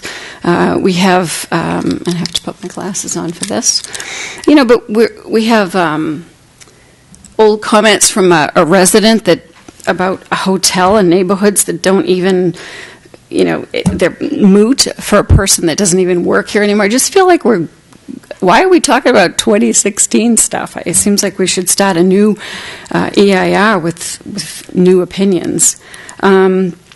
We have big things that are changing in this. You've made some decisions tonight. You've talked about zoning. You've talked about keeping zoning that was not in line with what the consultant actually suggested, which was 16 is high. He brought that up, and you guys are talking about no, let's stick with that, which is not what the people during the entire general plan process actually came and said over and over again. You talk about keeping community character, but then plowing over agricultural land and not even using language that sort of leads to trying to hang on to the fingers of green that were so critically important and brought up over and over again during the GPUSC planning process. I mean, nobody disagreed with fingers of green in the city. Everybody likes it. It's part of our community and our agricultural history. I guess the zoning and things like that, these are big decisions. And I feel like this doesn't feel like it was just, sort of nothing. I think it was a big deal. And I don't know when the next scoping meeting is and what the point of that's going to be compared to this one. So I think I'm absolutely confused on what the point of this was and why we revisited such old things rather than starting fresh and new. We're not talking about vehicle miles traveled. That's huge. That's going to change a lot of things. I don't think people realize it no longer matters what intersection wait times are with vehicle miles traveled. That's usually for bigger cities. So we just, I'd like to just make sure that we do, I guess, have that scoping meeting and that we make sure we have a lot of notice and not a couple of days before a holiday meeting. I know you want public participation. I'm sure you didn't intend to do it this way, but it really doesn't feel like that. And I'm not accusing you because I know you work hard and I know you all care about the city. But I do believe that this was very confusing for those of us who've been involved for a long time. And I hope that you consider, doing more to make sure that the public is involved and we understand, what's going on. So, thank you very much. Thank you. Any more public comment? Public comment?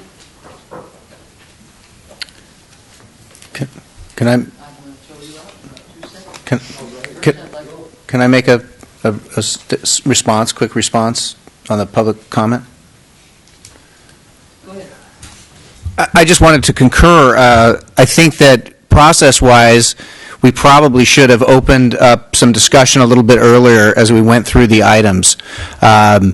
This is a critical issue for the town, and we want and need input. And so I think, this will come back up at a council meeting, and so I think being prepared, us being prepared as well, to have the discussion at the next meeting when this comes up, and if we can make the effort to take the discussion away from just up here and make it more open, I think that would have been a good thing. And I think I'm glad you pointed that out, that as we're going through the items, to open it up in segments so that it is a discussion rather than just people listening and waiting for the end to put a last 2 cents in. So thank you for coming up and saying that.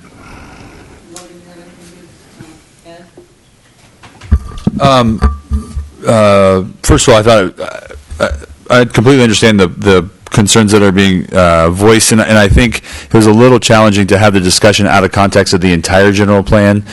So this general plan absolutely includes view protections. The fingers are green policies are still incorporated into the general plan.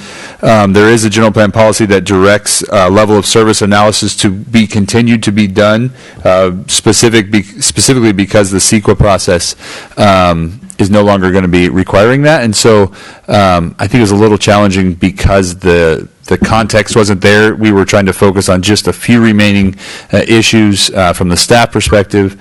And so when we bring these back, we will look to have kind of a more holistic discussion, which I think will help frame how some of these topics will be addressed broadly in the general plan, are addressed broadly in the general plan. Yeah. Mary, did you want to say something? Yeah, I think I was kind of the source of this confusion, but my view of what we were doing here was that we had a general plan. We weren't going to rewrite it. We were trying to bring the council up to date on what the Planning Commission had learned through all of the hearings and study sessions it had on that general plan, which is why we focused on that memo, which, although it says it was written by Grace and me, it was discussed and voted on by the entire commission at the time.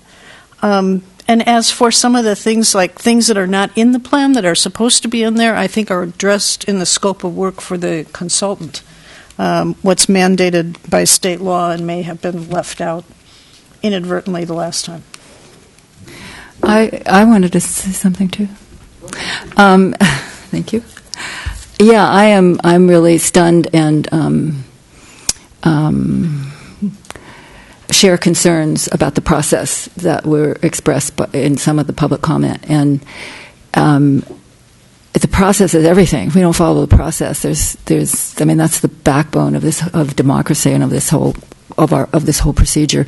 So I'm wondering going forward, how can we make up for the sense of frustration and from the public that was here and the 12 people who wrote letters who wanted to be part of this discussion, which actually wasn't a discussion. I think we need to make amends and have our next, if we have our next meeting be what this meeting was advertised to be, or if there was confusion about what it was advertised to be, and some of the public inferred in a way that wasn't the intention of the people who put it together. If we could have what is being asked for tonight at our next meeting, so that we can have a real discussion and be open to hearing what the public is saying, and really open to considering it, because we didn't vote on anything tonight, but we did give directives, and I don't know if that's what was appropriate or not, but whatever. I'm hoping that we can respond to those comments in a positive way and make up for what didn't happen tonight at the next meeting about it. Sure, I'll throw my 2 cents in. I think as a practical matter, in terms of format, we have a choice. Typically, when almost invariably, in fact, when we're conducting a public hearing, whether it's a relatively minor matter or something of huge import like a general plan or a general plan EIR, we have a staff presentation, we open up the microphone to public comments, and then we deliberate. A sort of back and forth discussion, it seems to me, really describes sort of workshop that we can have done, can do again, but which would ordinarily in the general plan context precede by some time, in this case, I don't know, a decade, or with some repetition where we are now, it wouldn't necessarily come into play, but there isn't any reason why you couldn't schedule another workshop. But I'm thinking really just the description in the agenda perhaps an expectation that didn't really fit the format or really the moment we've arrived at in this process. I don't think this was ever intended to be a workshop. I do think, as Noah outlined, we have a process moving forward that's going to provide extensive opportunities for public comment, both on the scope of the general plan and the general plan EIR, and then following the release of the draft general plan and general plan EIR, more public hearings to follow, then a final EIR and discussion of that and so on. It's in fact going to be a lengthy and extensive process of receiving public comment and kind of reiteratively incorporating our responses to those comments into the final product. So I have a lot of confidence that we're going to be providing the public with lots of opportunities, and I think anyone who's concerned that the glitches tonight were somehow a forecast of things to come, I think we can put that to bed. That's simply not going to be the case. I would like to be able to just briefly respond to that. What I'm thinking we might have done tonight that would have been better is, one way of putting it is that before we made any of our recommendations, we might have opened up to public comment, because in a sense we weren't fully informed about what we were making decisions on without hearing what the public that was here was saying. So no, I agree, yeah. And in fact, that's our conventional organization, is to have the staff presentation, take the comments, and then deliberate. And that would have been a better process tonight. What I was meaning, if I can just say, what I was meaning is that before we made any of our recommendations, which we made one at a time, that before we came to any recommendation on any one of the issues that came up, public comment could have been heard, so that we could be better informed about what our recommendation would be, because we made recommendations without hearing the public. So my sense is that every time we were going to make a recommendation, the public should have been able to weigh in. That's what I'm saying. Perhaps that format could be used. That's not a discussion, but it is, it is a way of being fully informed before we make a decision. And I just want to just add to that just a little bit. So we had 6 items that came up, and if at some point during those discussions, even halfway through, we asked the public to come up, then they could have specifically spoken on a certain issue. We talked about the regularly updating the general plan, low medium use designation deleted. So maybe we open it up after those 2, if there's comments, just so that people can speak specifically, and we can be, we can be informed, and they can also put their ideas in when it's relevant, because I think what happens is, if it's just opened up at the very end, we've already moved past all those items. And so having it doesn't have to be a full workshop, but just as we're working through, and the audience is sitting patiently thinking, I have got a comment on that, and it doesn't open up, and it's only at the very end, and then how is it? It's difficult for them to say, let's go back. Well, that's why I was suggesting it should have been in the reverse. The comment should have preceded the deliberation. I understand the appeal of a process in which we take each topic of discussion and have, in effect, a separate public hearing for each topic.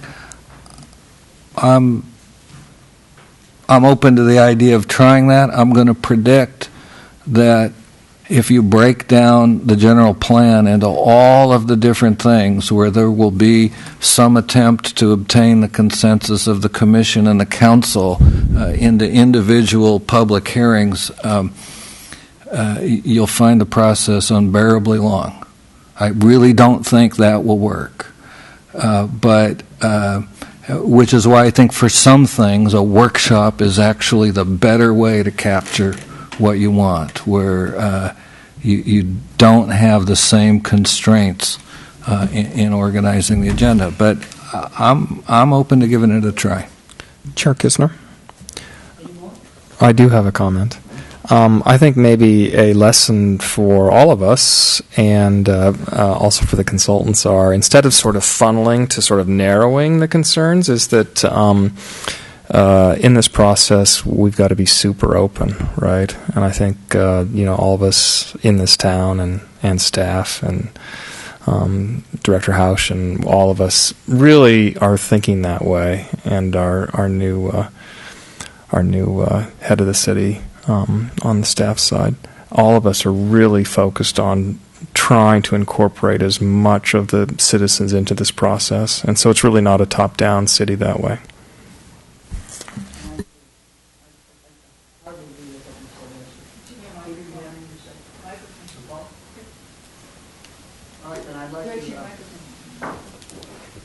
I would like to thank all of you for coming. I'd also like to thank the City Council for being here.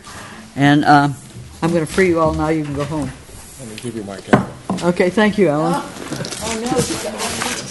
And we're going to take a 5-minute recess. Yeah, we got planning commission stuff to do. Yeah, hey, thanks. We were supposed to be done by this an hour ago. Take the comments into consideration. Yeah, no, I know. Yeah. Hey, let's see, where am I? You can get another chair. Yeah, I'm going to get a better chair. These chairs.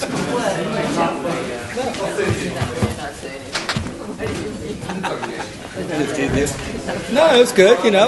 Life is not perfect. We try to get better. You think you're telling me I better get better? No, we need to get better. We'll get better. Balance of time and public comment, and we'll find the right balance. They meet until 1 in the morning. Bunch of cowards. Lily liver. All right. Yeah, great. Yeah, appreciate it. A lot of your guys' questions. Yeah.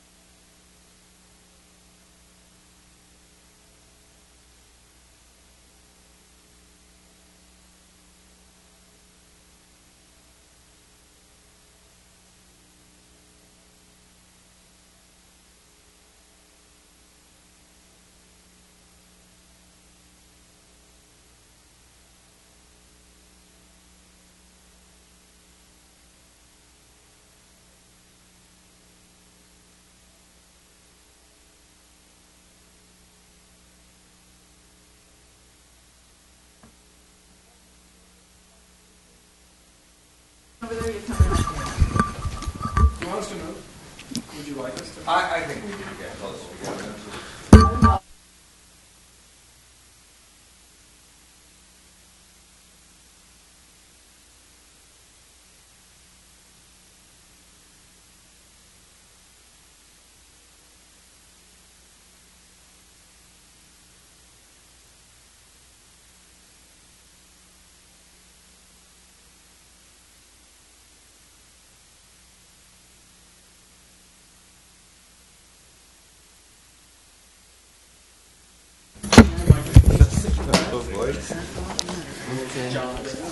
Vice chair. Yeah, oh, okay. That could be the chair of vice. Isn't that the weirdest word? I mean, vice. Water was mine. Ideology. Do you have one? All right, the next item on the agenda is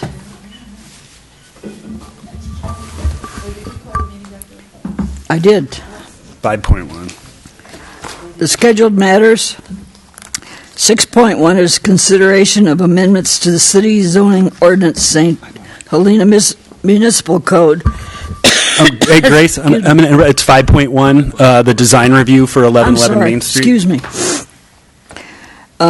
Request by Caity Hoertkorn of 111 Main Street for adoption of a resolution granting design review approval in order to accommodate exterior modifications and site improvements to the property located at 11111 Main Street at the Central Business District.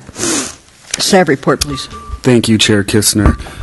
As you stated, the applicant's requesting design review approval in order to accommodate exterior modifications and site improvements to 1111 Main Street. These improvements are to both improve the aesthetic of the building and property in general, and also to update the property to conform with current building code, fire code, and ADA standards. This is the building in the corner of the Sunshine Shopping Center in between Wells Fargo and Sunshine Foods. The applicant is proposing to make numerous improvements, including adding new recessed multi-tenant lobby facing to the exterior shopping center, framed with horizontal wood siding, extending approximately 20 feet 9 inches above the existing floor level. The existing CMU will be covered with stucco on the northeast and northwest walls, and the CMU on the southeast and southwest walls will be painted. A new perforated metal mechanical screen will be extended to the top of the existing CMU. Several other improvements, including new landscaping with a greater consideration towards the aesthetic to the rear of the building. That's Oak and Mitchell. In order to comply with both ADA laws for access and state and county standards regarding trash enclosures, several parking spaces toward the rear were required to be removed adjacent Mitchell Avenue. However, in order to maximize the number of spaces available, they did add tandem parking to the back there to provide more parking spaces for employees. Staff finds that the exterior changes are consistent with the general plan, the zoning code, and design review criteria. The applicant would provide or have access to 21 site-specific off-street parking spaces. The tandem spaces don't count toward that 21. Thus, if as part of the master use permit that was previously approved, they would have to pay for one additional space if a full-service 50-seat restaurant went in, $7,000. And so overall, staff is in support of this application and recommends that the Planning Commission determine that the project is exempt from the requirements of CEQA and accept the required findings to approve a resolution granting design review approval to make the exterior modifications to the building at 1111 Main Street. The applicant is here along with their architect and landscape architect should you have any specific questions regarding those items. Does anyone have any questions, staff? Would the applicant like to speak, please?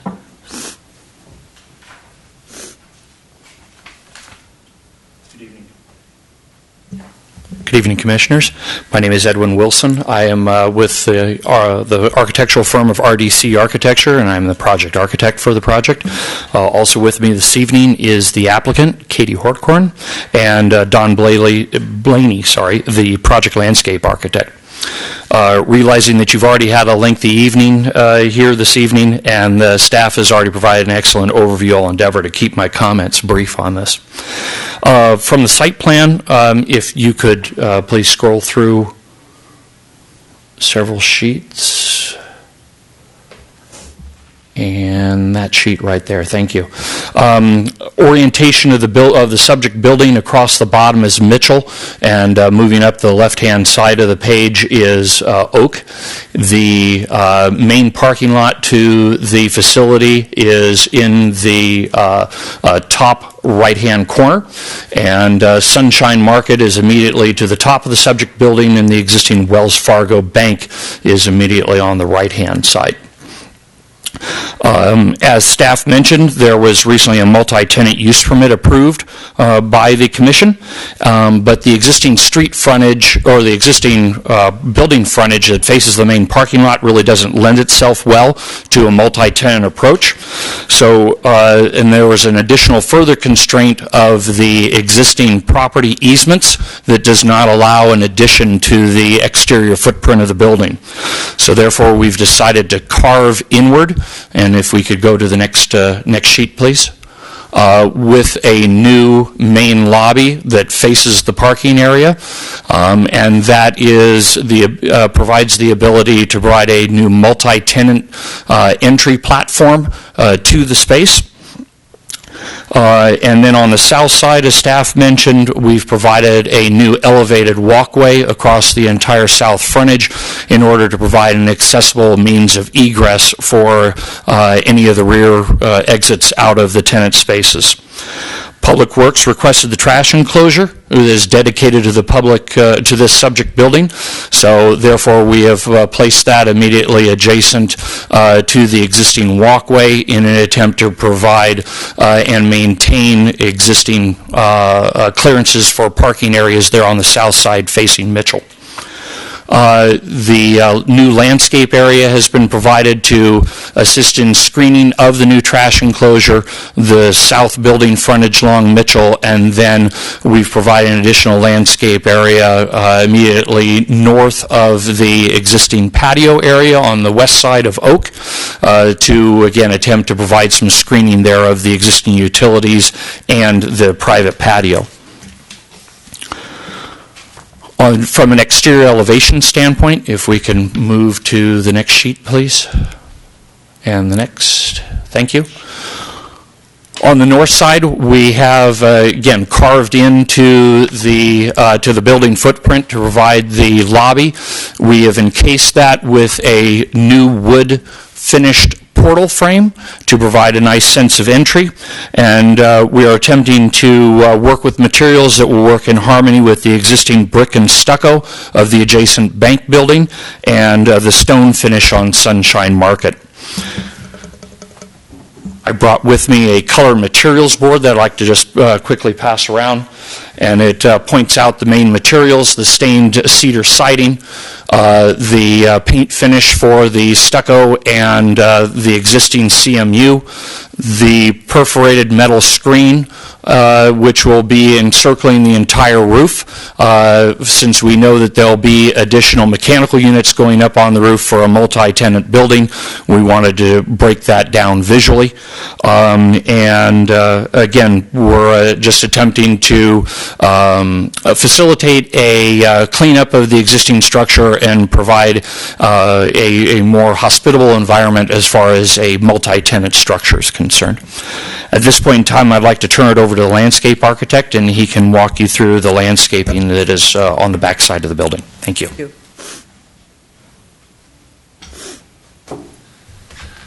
Good evening, Don Blaney, Donald L. Blaney and Associates. Very little planting. We didn't have any space for planting, so we did the best we can with what we had. The good news is it's a lot more than you have now because there's absolutely nothing. So do you have that one?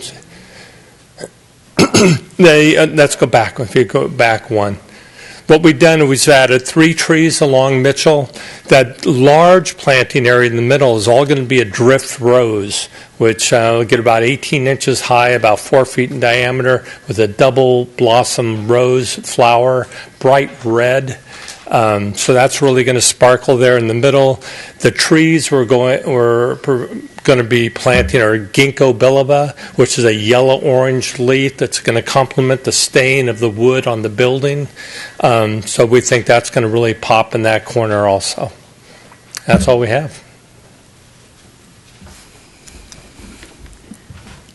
Anyone have any comment or questions of the applicant? Yeah, I have a couple questions. Interestingly, this was one of the first pieces that I was a part of when I joined the Planning Commission. I think this was. Oh, yeah. Was this in February? And I think the public record would reflect, and I actually talked to the applicant at that time, how depressing the Mitchell side of this building is, and the plan doesn't really address that. And I think I did talk to Director Hausch as well. Is there some way that we can make this more inviting, particularly the pedestrian crossing between Mitchell and between Mitchell and Oak is super dangerous, and that curved on-ramp to Oak is the only one I think we have in this city. Is there any way, from an architect perspective, that you could have some opening to Mitchell Street and somehow reconfigure that would provide sort of a more inviting place rather than sort of the back of the building that it is today?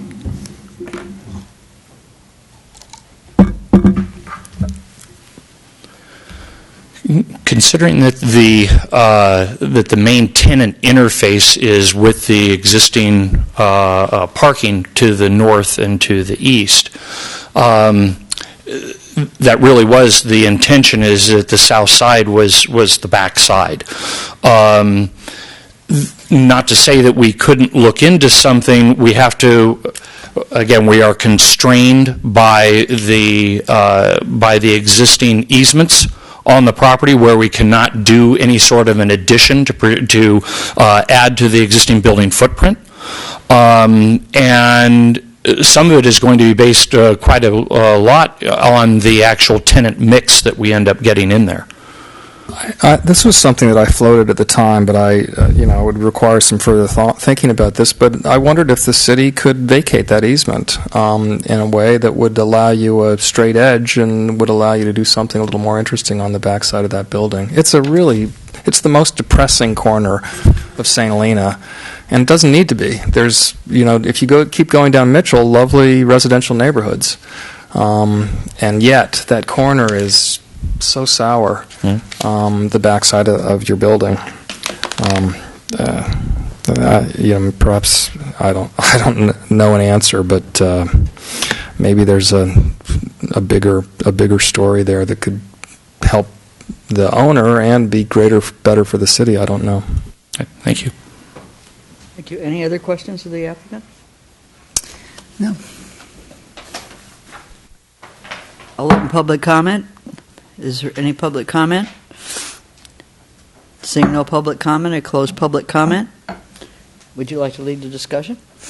Yeah, I remember voting against this because I couldn't imagine voting for it without knowing what the uses would be. Voting for 5 uses without knowing what they were going to be, but obviously I was in the minority. But I think the project looks great. I mean, it doesn't look like, I've been here 41 years, so it's really different than Sprouse Ritz, how was it called? Yeah. And all the stores that were there. However, I like that, but I do have concerns. My concern is the parking. And I don't see how $7,000 is going to help if there's a 50-seat restaurant. I mean, that's the one that bothers me the most. And, I don't know that there's anything you need to do. I mean, I think you've done everything you need to do to do what you're legally required to do. But it does concern me because that lot is pretty full right now. And I am wondering, is the city is there parking on the PG&E property is there parking there that was going to be parking there? And if so, could there be some signage in the Sunshine parking lot directing overflow to that lot? There's not currently access to that property. PG&E has not granted access to that property since they ended their 1-year trial period of allowing public parking. The city's been negotiating with them for a number of years to try to get that resolved. there's a lot to the backstory there, but essentially they can't sell the property until the remediation is signed off because it was contaminated. Still not signed off? So there's a 7-year monitoring period after the property's been cleaned up, and so that's where everyone is. Well, I don't know where we are in that 7 years, probably maybe 2 years into it.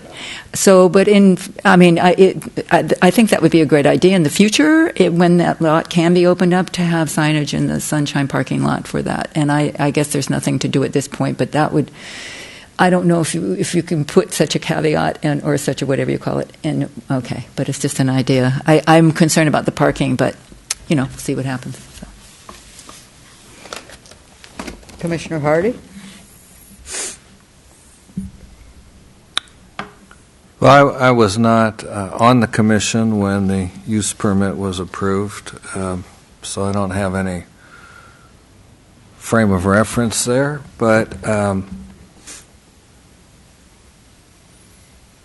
well, this has been a difficult property for a long time, and what I see here is a substantive effort to make it work commercially with, I think, at least as to the front of the building, a laudable aesthetic improvement. There's some landscaping on the back. I live close enough that I walk down Mitchell a lot, so I understand Commissioner Knudsen's comments. It is a particularly unattractive sort of presentation, and it's also a challenging area for pedestrians, and I like to walk, so I'm very aware of that. But honestly, I'd like to see this project move forward and hope that it works. I don't have any crystal ball on how these kind of efforts turn out, but I see a lot of thought, and I'm very hopeful that we'll see more life and activity in and around this building than we've seen in decades. So I'm supportive. David? I just have to get over my disappointment, clearly. That is a really challenging corner, and I wish we'd been more creative about it. I don't know what the approach was. There are architects and planners and landscape designers smarter than I, but I'd like at some point the city, my small voice, to consider, for appropriate recompense or for something, to give up the easement. There's no need to have an on-ramp to Oak Street, and this building is a perfect example that would benefit from, and maybe a retail element there would be more useful to have a nice squared-off corner. I could see canopies and, perhaps the back of a restaurant or some outdoor space that isn't just a dangerous place for bicycles and pedestrians. Even a mural. I was just going to say, make a huge difference. Would you consider having a high school project or a beautiful mural? Well, the city would need to abandon the easement, because that's sort of problem number one, unfortunately. But that may be above my pay grade, Yeah. Anyway, other than that, I'm glad you're investing. Fantastic. You're doing a good, you're doing the best you can with what you have. And when I moved to this town, it was a funky town. It had no pretense of being fancy or beautiful. And so I'm pretty comfortable with that part of it. I think the other part kind of you're maintaining, the old and the new there. So that's another way to look at it. Well, I like the aesthetic value of the front of your property. I think it's very well done. I liked it before you brought me the storyboard, which I keep requesting and don't see very often. So you really have my vote on this one. I really like the materials. I like the colors. I agree. I don't like the back of the building, but I don't know what you're going to do with that. Tear it down. And I can't design anything for you. That's not in my forte here. So I would entertain a motion here. I move that we determine the project is exempt from the requirements of CEQA pursuant to sections 15301 and 15303. Second. Roll call, please. You want to do more? And approve the resolution. Well, I was going to do two motions, but you know. Oh, okay. Want me to combine them? No, Sure. let's do two. Okay. And accept the required findings and approve the resolution granting design review approval for the subject application located at 1111 Main Street. Second. Vice Chair Hardy, Yes. Commissioner Monette, Yes. Commissioner Knudsen, Yes. Chair Kistner. Yes. Thank you very much. Thank you. Thank you for your time. Thank you very much.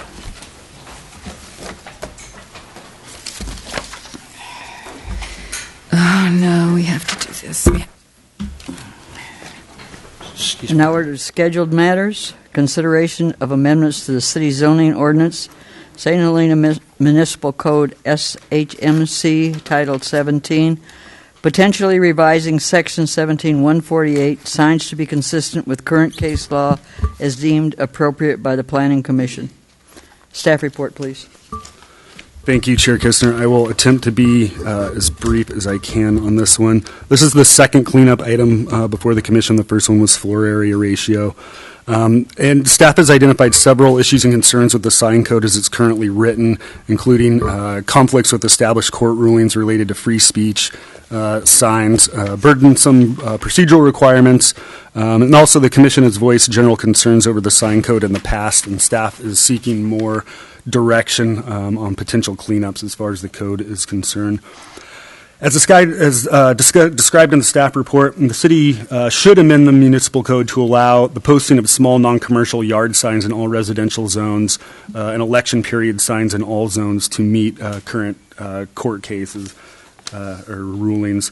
The sign code provides prescriptive standards. This is as far as procedural burdens are concerned. The sign code provides prescriptive standards both for administrative approvals and for commission approvals. And from a staff perspective, these signs that comply with these prescriptive standards could be approved at the staff level, while those which seek allowances above and beyond those prescribed by the admin and planning commission side permits could be approved by staff. Or no, the ones that don't meet the prescriptive would come to the planning commission. Sorry about that. From a staff perspective, it's not an efficient or effective process to utilize the Planning Commission's time to review projects which comply with prescribed zoning standards. There may be other specific concerns of the Commission regarding signage within the city.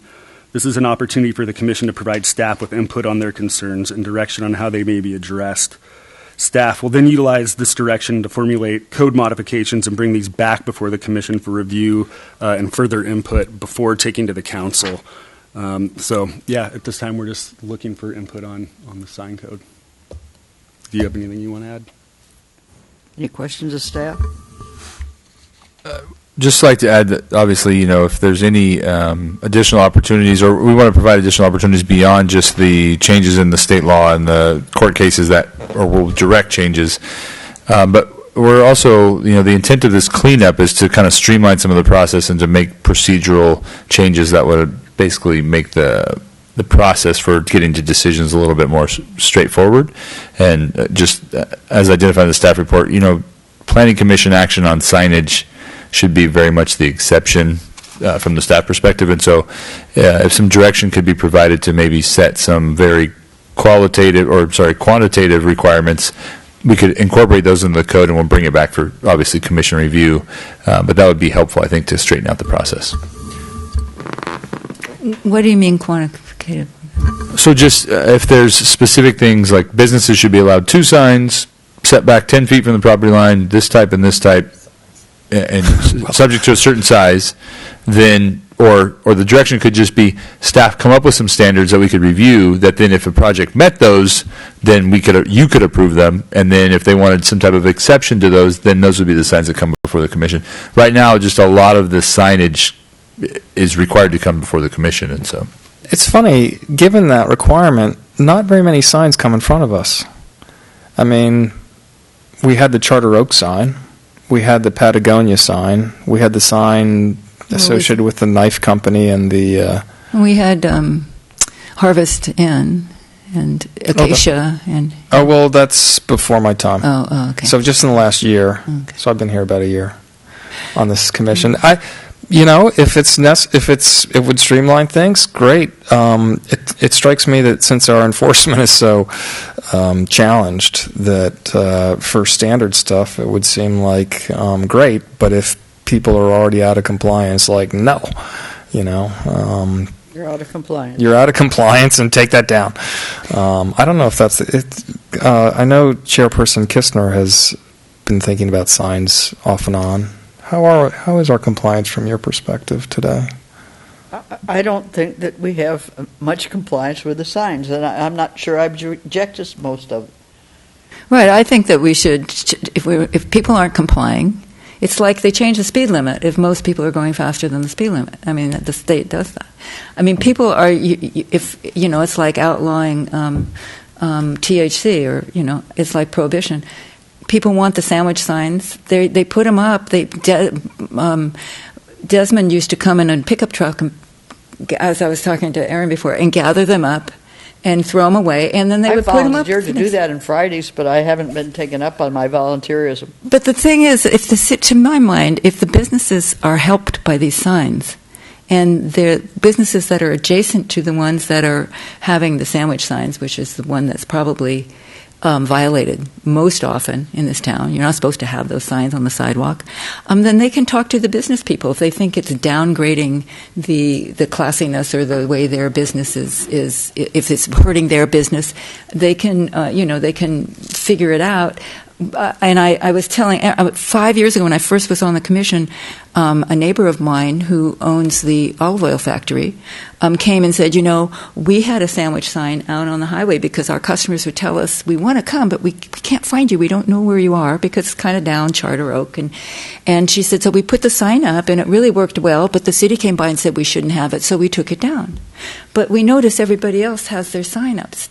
So I came to the commission, I said, we either enforce it all the way, or we change, or we adapt at least for now, a waiver, we adapt the law to meet what we can enforce. In this case, unless there's a huge public outcry, and she was being penalized for following the law, where everyone else was gaining from breaking the law, and nobody enforced it. So that kind of application of these ordinances is really undermining of the whole process, and it's really demoralizing, and I don't think we should continue doing that. Personally, I think we should let people do what they want as far as the sandwich signs are concerned, because it seems to help business in town, because everyone is doing it, so it must be effective, and don't we want to help and support our businesses?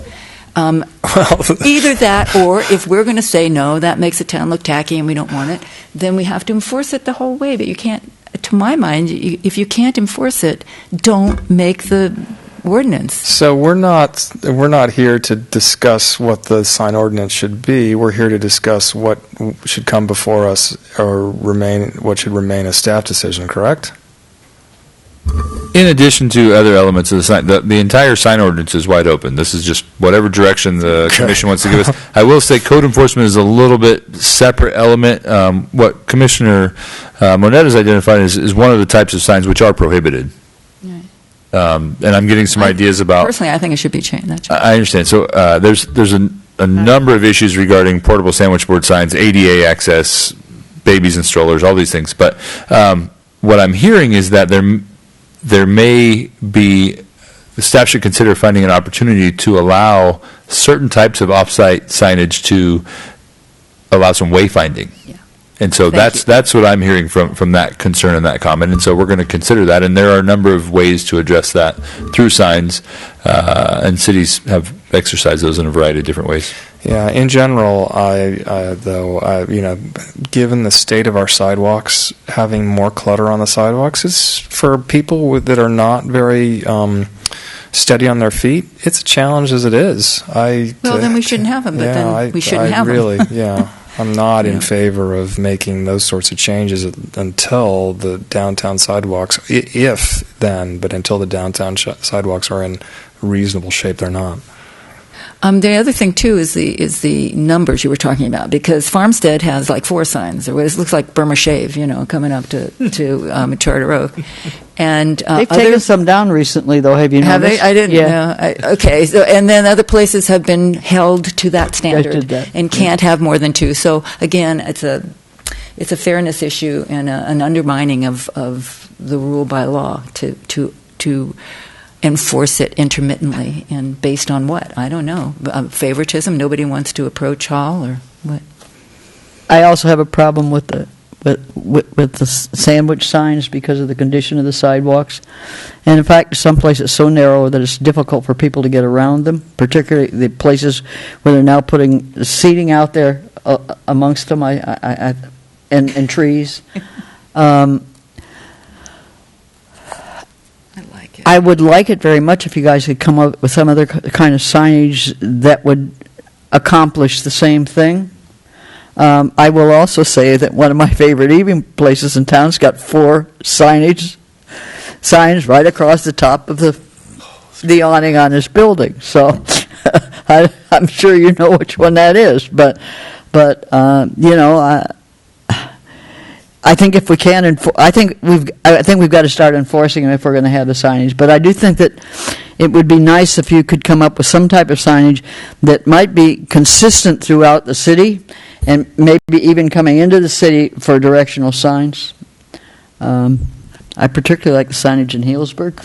Oh, I was going to say anything but the sign in Healdsburg, but it's another meeting of the minds. But whatever.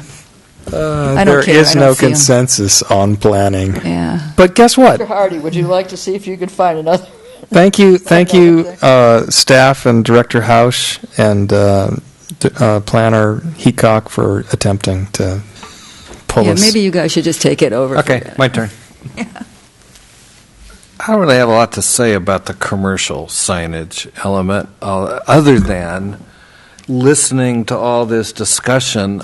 I find myself really wanting to know what the business owners think. Yeah.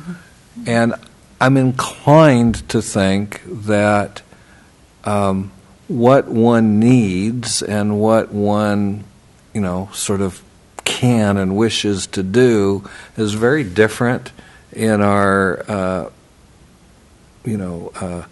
small, narrow storefront, densely utilized strip of Main Street from what it's like further south around Farmstead and so on. So I'm not sure that it should be a one-size-fits-all. I mean, we may actually do better having some different sign standards for different zoning districts or different areas. I'm not even sure which district Farmstead is in.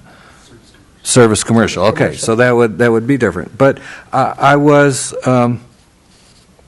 paying a lot of attention to this 17.148.085 language on page 90 of our packet, and I understand why we're proposing to permit 2 freestanding non-commercial signs at all times in the residential zones. That's our First Amendment consideration. But I'm troubled in Section 2 by the language that appears to treat election period signs as being the same thing, only temporary.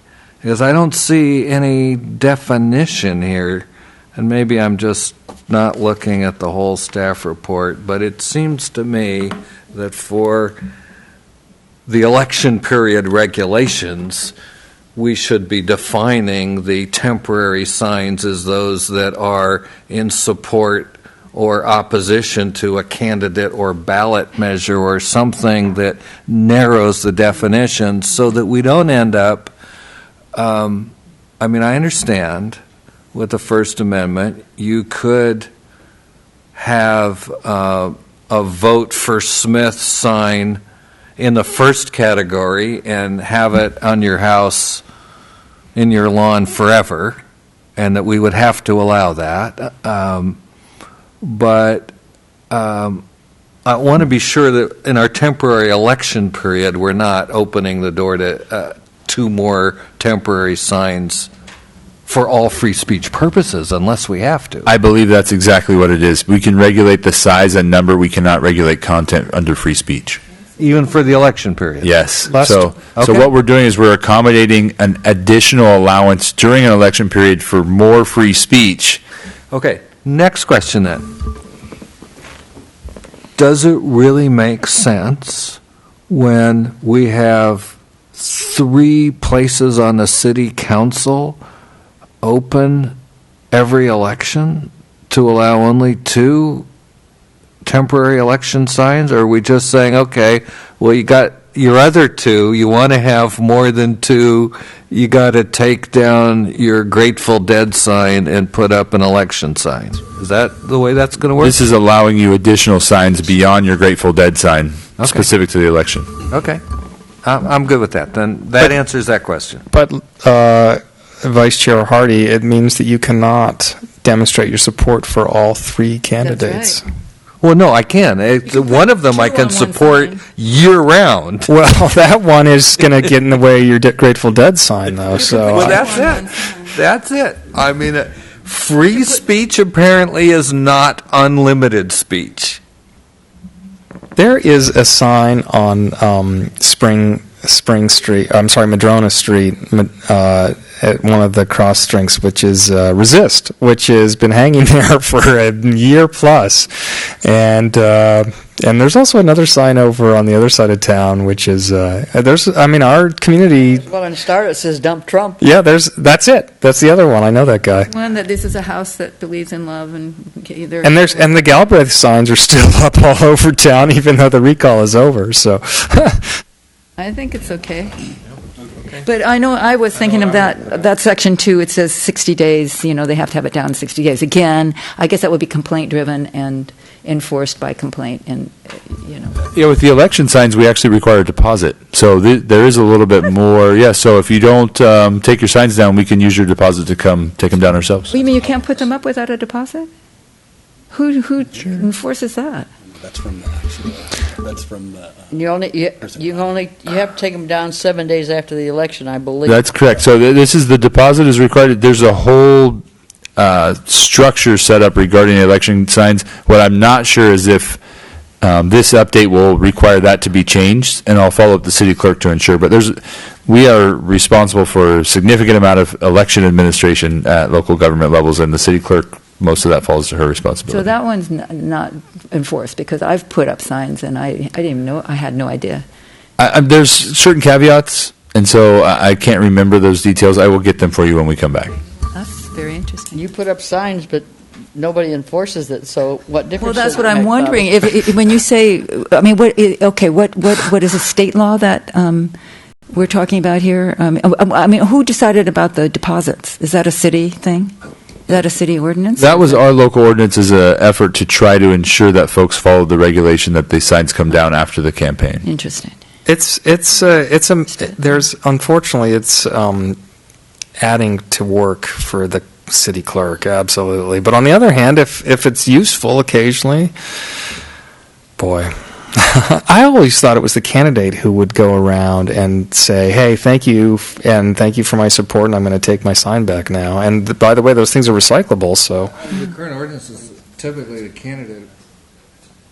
It's typically the candidate who applies for the election sign permit. Oh, okay. Right. So the candidate is on the line for them. And they give it to whom they want it to put up. Okay. That's correct, and that's where the deposit comes from. No, it comes from the candidate. Correct. That's correct. That's correct. Oh, that's so. So do you have enough direction? Yes. Yeah. Which takes you nowhere. As William Blake said, yeah, you enough like that one, Lester. or too much. All right. I think that's it, isn't it? I hope so. You got an agenda forecast? No. So just to point out, so staff is hoping to transition away from the previous agenda forecast model into utilizing the website to keep the projects that are under review up to date. That agenda forecast will identify the things that are working on that aren't applicant-driven, so the general plan stuff, the design guideline stuff, and we'll keep that up to date, but the projects will be managed on the website, and we will keep the website up to date with project information. And I've used the website 3 times this week, Exanian, and I like it a lot. Once I finally learned how to use it. On that agenda item, for the public record, could we also encourage staff to, if we can, get to that 10-day advanced instead of 4-day? That'd be fantastic. Yeah. So we have been endeavoring to follow in the city council's footsteps. The timing has been very challenging, but we are working towards that, and that is our goal. Meeting adjourned.